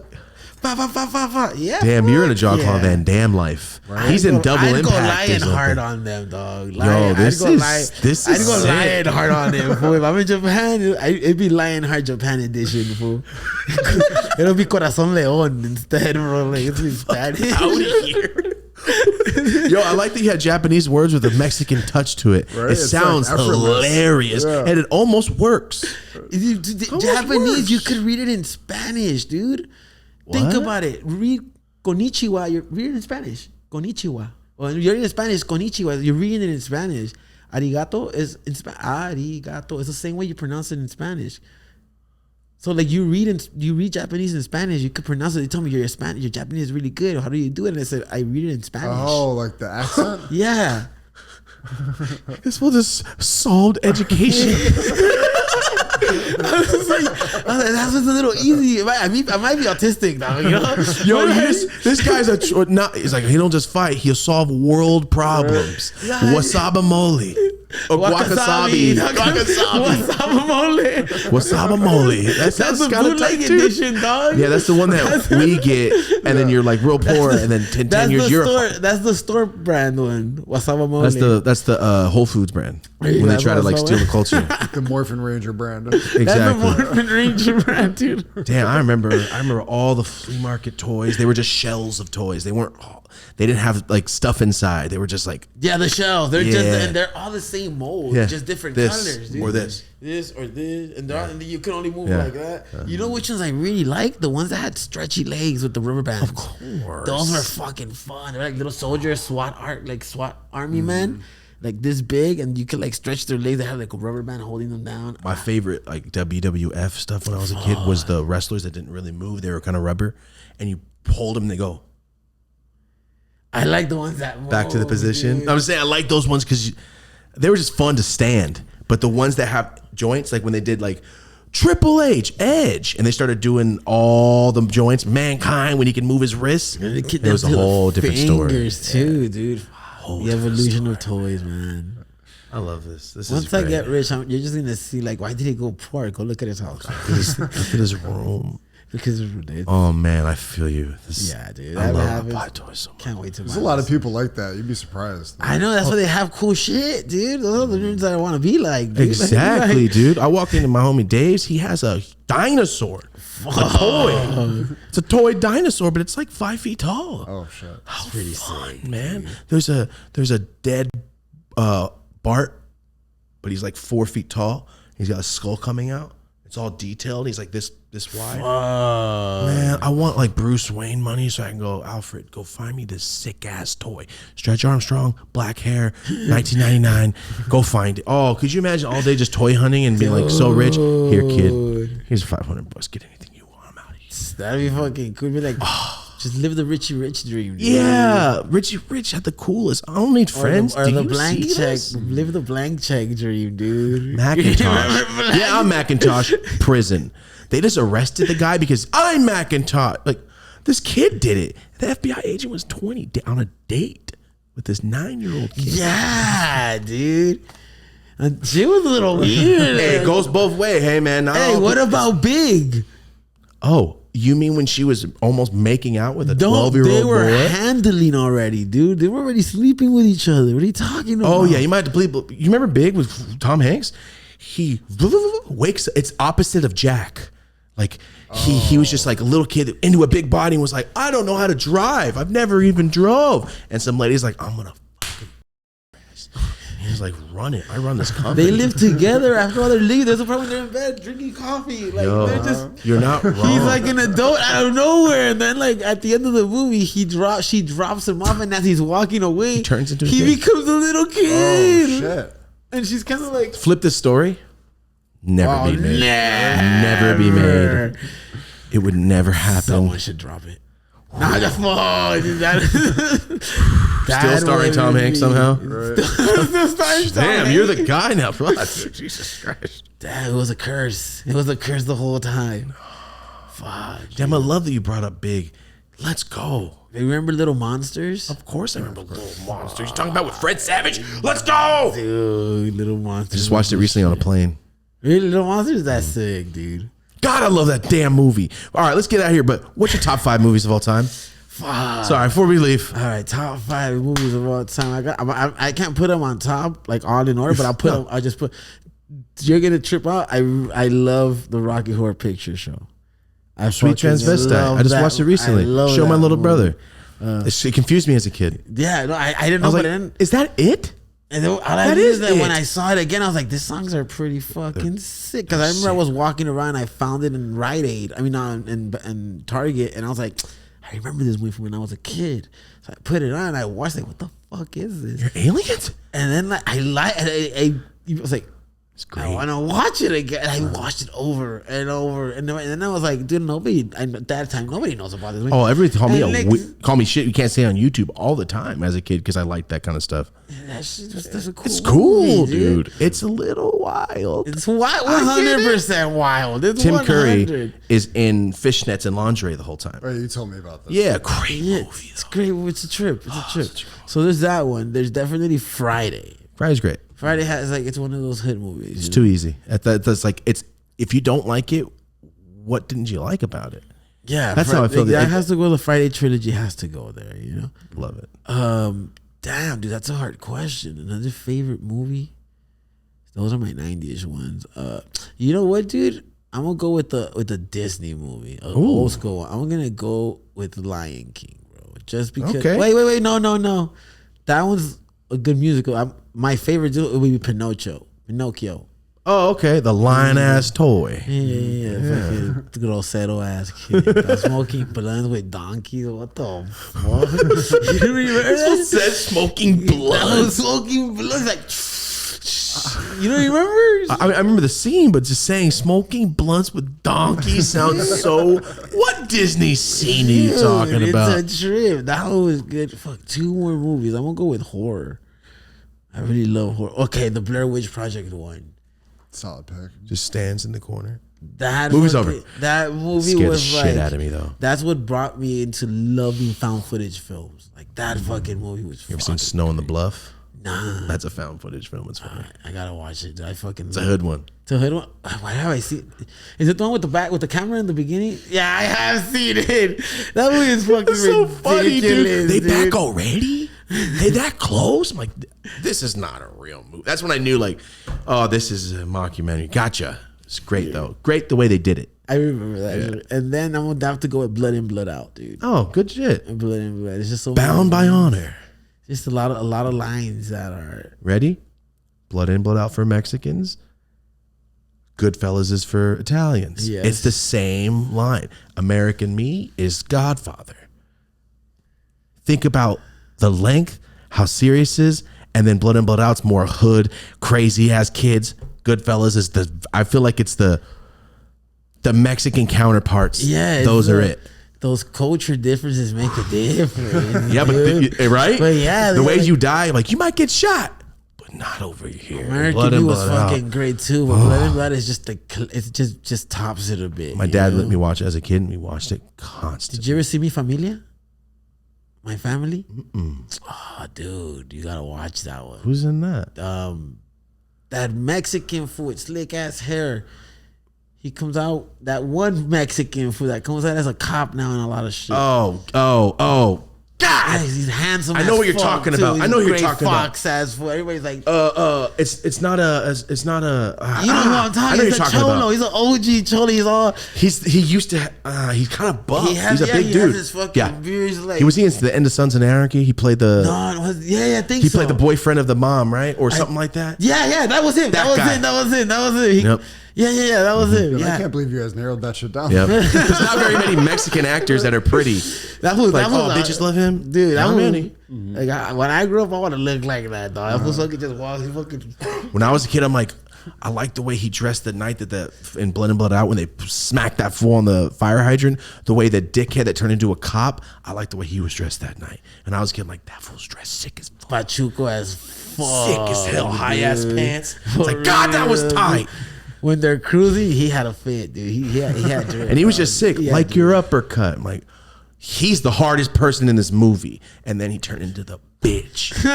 You could have just shot next to him. He did not have to shoot him. Yeah, no one's gonna see that. He There's coulda no just lit up the side. He could have let the homie run, dog. Could have let his blood cousin run. Is your first cousin, dog? Bro, sorry, you got to watch Blood and You Blood Out. haven't It's a seen great, these, dude? it's a great movie. Marty grew up in Buffalo, New York. Yeah, I got put on to all these. Yeah, I gotta through this. Circle back. Oh, But Marty knows the other side of dope ass movies that I haven't seen. Which tell us, You know what I mean? dude. Like, there's still one. Juice. He got I've seen game. Juice. Above the rim. All that type of shit. That's all Marty shit. Versions of all these movies.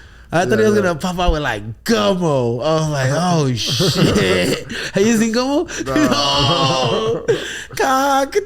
Bro, get at dude, what was it? Did you find me attractive? No, I like you the way you are. And he eats the snake, drops the Snickers in the water while he's taking a bath, right?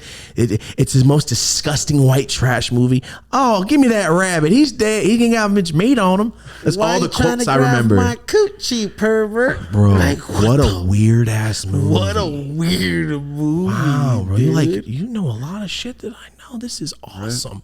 This doesn't happen. No one's ever said gummo in their life to me. That movie's a trip, dude. They're like It's a the trip. kids are like hunting cats and giving Rabbits. No, Oh, no, shooting the cats. They were putting glass. Why on do I remember food. the BB gun? They were trying to get them anyway because they will sell it to the meat market. They were selling it to a guy that was selling meat at I night. thought it was he was chasing a rabbit. I haven't seen this in so long. No, there's two kids killing. They're feeding Cats. killing cats with glass in it. It's a fake movie, guys. Don't worry. And then they get the freaking meat and they sell it to the fucking meat. I remember Man. that little hustle they had. And I just remember thinking my sister walked. I was watching. Like, this is disgusting. Just the water they're bathing. They're riding the same water. The And feeling like of the movie makes you you feel, feel like you dirty, need a dirty shower white after. trash. Like people I grew up with. Like when I was in that meth house. That's how it feels. Except it's not like drugged out. It's just like desolate and depressing and just like no hope in this movie. It's just like You know, another movie that made me feel like nasty. It took me like 2 watches. Was the Human Centipede 2? I only watched part 1. No, part 1 was like funny because it was not like the best. But part 2 is it's about a super fan. It's fucking disturbing. You hear him breathe. Like it's filmed way. It's filmed way crazy, and he's trying to have like 10 people, men and women, like lined up. That movie is disturbing to watch. He's always breathing like he's a big dude. He's like. And like you, just the breathing, I remember making me feel super uncomfortable. Dude, the way the film is filmed, it's in black and white. The Human Centipede 2, like it's a fanatic that loved Human Centipede 1 as a movie, and he wants to recreate it in real life. That's what it's about. And That's a cool premise. And he doesn't do it surgically. Like he gets staples and just and like it's bad. It's fucked. He scissors type shit. Like, it's bad. And then since they're not pooping, he gives the first one laxatives. Ew.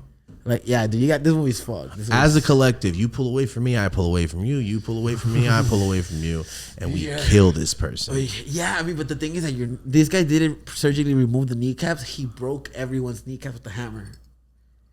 Because he's a fan. Kneecaps? So they could be The able movie so they is could drag. So they won't be able to in- stand up. He's making a human centipede. Everybody on all fours. Connecting them surgically. It's this weird movie. The South Park version of it is incredible. It's so good, dude. Where he signs the waiver for Apple. The terms of service or whatever. Read it. Terms of service.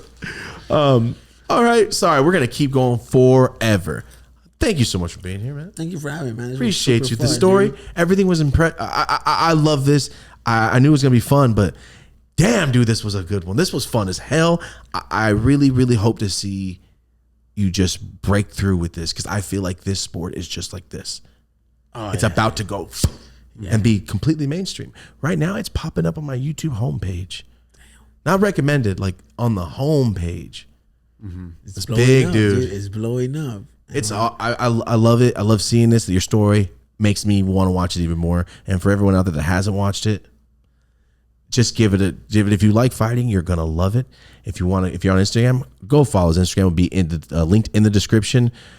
Support any way you can because, like you said, I'm fighting in the park, but you're still getting it done. Yeah, It's training like this is it's straight up Rocky done. 1. Exactly. It's just Rocky 1 100%, and I love it. We're It's getting it super done. sick. We're getting it done, dog. Fuck yeah. Appreciate you, Marty. Anything else? I love the whole story. This shit is grassroots and organic, and it fired me up. And I can't wait till you come back again after all these trips and see where we're at with this. Fuck yeah, Very dude. Let's excited get for it. you. Thanks for having me. This was fucking fun. Appreciate you. All right. Thank you. All right. So from David Diaz, from Marty and I, this has been the Dope as Usual podcast. Until next time, guys, have a dope ass day. Yeah. Good shit, bro. Appreciate you, dude. Let me send this to you. Jesus, that sounds terrible. Hurt so far. That's it. If you want to go,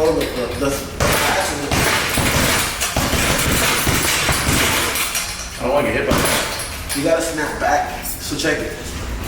Okay, come on. I'll just stand. All right. Alright, that's not bad action. All right. Good. Actually, Maybe in one. No, you get there because that. This is where I feel like I can Yeah. punch Also, somebody. that's like your battle. Bend your knees. Keep your knees bent again. That's your battle. Keep your knees bent. Keep your knees bent. You can fight. You don't never lock them. Okay. Like that. So not so much, but just don't lock them. You know. Gotcha. All right. So your front jab, when you throw, it comes from your hip. All the power comes from here. So when you throw across, it kind of turns the front. Yeah. It's all coming from your hips. All the power comes from here. Bruce Lee. And try that thing a little higher, right here. Keep your arm, get your stance. Okay. And come back to that stance once you throw that.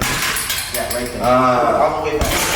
Yeah, right in front. Oh, I see. And when you do it, if you don't have to turn that front foot all the time. You could also just kind of move forward with it. So try not to recoil. Got you. Try this. Yeah, that shit was Yeah, you hit something like right? It just takes a couple of pounds to really break a nose. So then the cross, that's where you really do bring that twist a little bit. You don't have to like exaggerate it, but there is a little. The whole thing is that the power is coming from here. You're turning from your hips. leg. Yeah, exactly what you just did. You're coming forward with those. Yeah. Do you feel that power coming? Hell in? yeah. Yeah, that's when you do the proper. Try to aim a little higher. When you do the proper stance and the proper hip, it all goes straight through it. Yeah, it goes straight through it. So instead of just standing swinging, someone is standing straight and they're swinging. They only do right, turn their hips. When somebody's standing here, you're turning your hips into it. So how do you keep your wrist straight? I find myself sometimes going. Yeah, that's what you gotta practice. That's also with the wrist strength. You have to also practice. It's just building. Yeah, building it up because you don't want to go full power on something without wraps. You vibrate. Yeah. So with wraps, it definitely protects you. There you go. Perfect, dog. Right? Yeah. Feel it? Snap back foot a little bit when you do it. Turn your hips a little. Yeah. Damn, that's the weight. Yeah, just that little because you're transferring the. Just a little bit. So then the hook, the hook, that one's a little more tough. You're here, You're same thing. You're turning from where you're at. Here's something. Right here, you're getting. You're also breathing out when you hit. You don't want to hold your breath in. Try to see from every angle too. So always breathe out. That hooks. You're here in your circle. Don't lean over your circle. Don't lean past your. Oh, stay in it. You're seeing you're. That's the thing I would actually do is lean over. And then also that little hip movement. If you stay here, you can turn your hook all the way around. But if you're standing in place, here. If you want to do it right, when you come here, it's all about training your hips. Ooh, okay, I'm gonna walk through this one. So, here. Just practice the hook for me. Okay, So right there, and the hook has to be level to your chin. Turn your hips before you swing it. Don't swing it right here. Do it in steps. 1, 2. Okay. Pick up your elbow a little more. Turn your hips a little more. Fix yourself in the middle of the bag. Don't hit it too hard. Hit it right for now. Turn your hips and you. This way, right? And extend that hook here. Just get a little closer. So you can do a little more inside hook. Yeah. Open that hook a little more. You're making a hook. Turn your hips. Gotcha. And then you come back with your hips. So your hips can be. Take your time with it. Don't go so hard. Keep your elbow up. Keep your elbow up. Same, keep your elbow up. Up here still? Yeah. Come down with that. Yeah, come down with that. I felt that one. Yeah, if you're swinging low, you want to come down so you can be so you're here. You're coming low. So feet behind the punch. Yeah. Instead of like. Yeah, from right here. So you see right here, this is the space that I'm taking to throw that hook. If I'm over here, I'm taking this space. Yeah. Repetition to your body. It's just. To start. I feel like I forgot it in 2 seconds. Nah, you got it. Just Okay. keep that elbow up, get closer, turn those hips like. Yeah. That's good. Turn your hips a little bit. Good. That's Yeah, that feels different. And when you throw it, if you get your circle, when you throw it right, you definitely do feel. I feel like it hurt this a little more. When you're trained, they might get a little peel, so you try not to. Oh, like that? Yeah, they start to peel. Then there's the overhand. The overhand is like this one. It's pretty much like a hook and a hook and cross, but you're kind of overhanding it. So it's nice to set up your jab or your setup.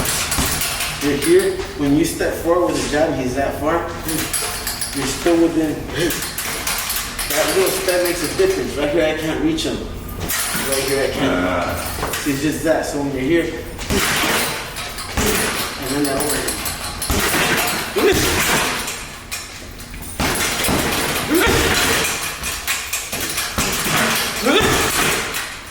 Just keep it tight. So don't throw it too hard in it. Just practice it slow. Practice like that. Here. Okay. So you were saying from here? Elbow up, so Yeah, right? make sure you're bringing that whole push. You're bringing your whole there as well. Jab, turn your wrist when you hit. This way? Yeah. No, this way. Your wrist turning. Oh, got you. Yeah. Bring that arm. Yeah, that way. Like snapping. Yeah. Over your head. Bring it over your head.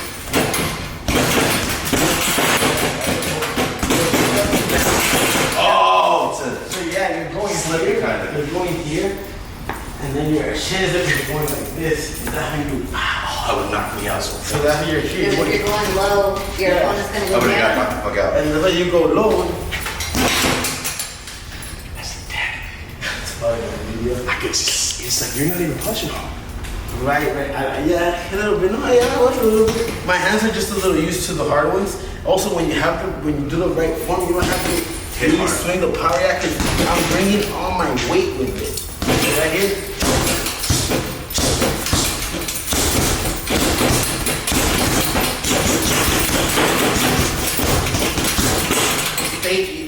here. Kind of just keep it there. And the controlling of your breathing is very important. So You haven't broke a sweat yet. just try to in through your nose, out through your mouth, keep it coming. You're gonna get hot. Oh, I can That shit feel is it. big. Burn it up. But yeah, those are definitely those you can practice. Damn, that one alone felt better. Since you're fucking strong and you have fucking power, you could throw it on it if you go low. So But yeah, so you're here. you kind of have to know your space, right? Yeah, You can't really see the punch coming in. That's where those front taps come for.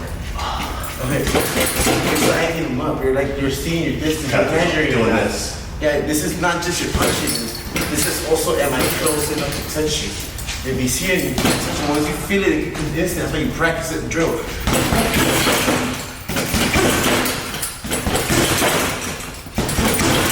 Practice it over and over till it becomes muscle memory. And as soon as you feel the automatically without even knowing, you see a boom pop. I was like, it's just that. That's gonna welt you. You're not gonna be able to see right after that. You didn't even hit it hard, and that would. You're gonna have to stumble back off there. I laugh. I be like, Hell no! Like that. I be like, that's it. You're trying to wrestle? Fuck. He's trying to wrestle. For real. Yeah, man. Man, thank you. Good shit.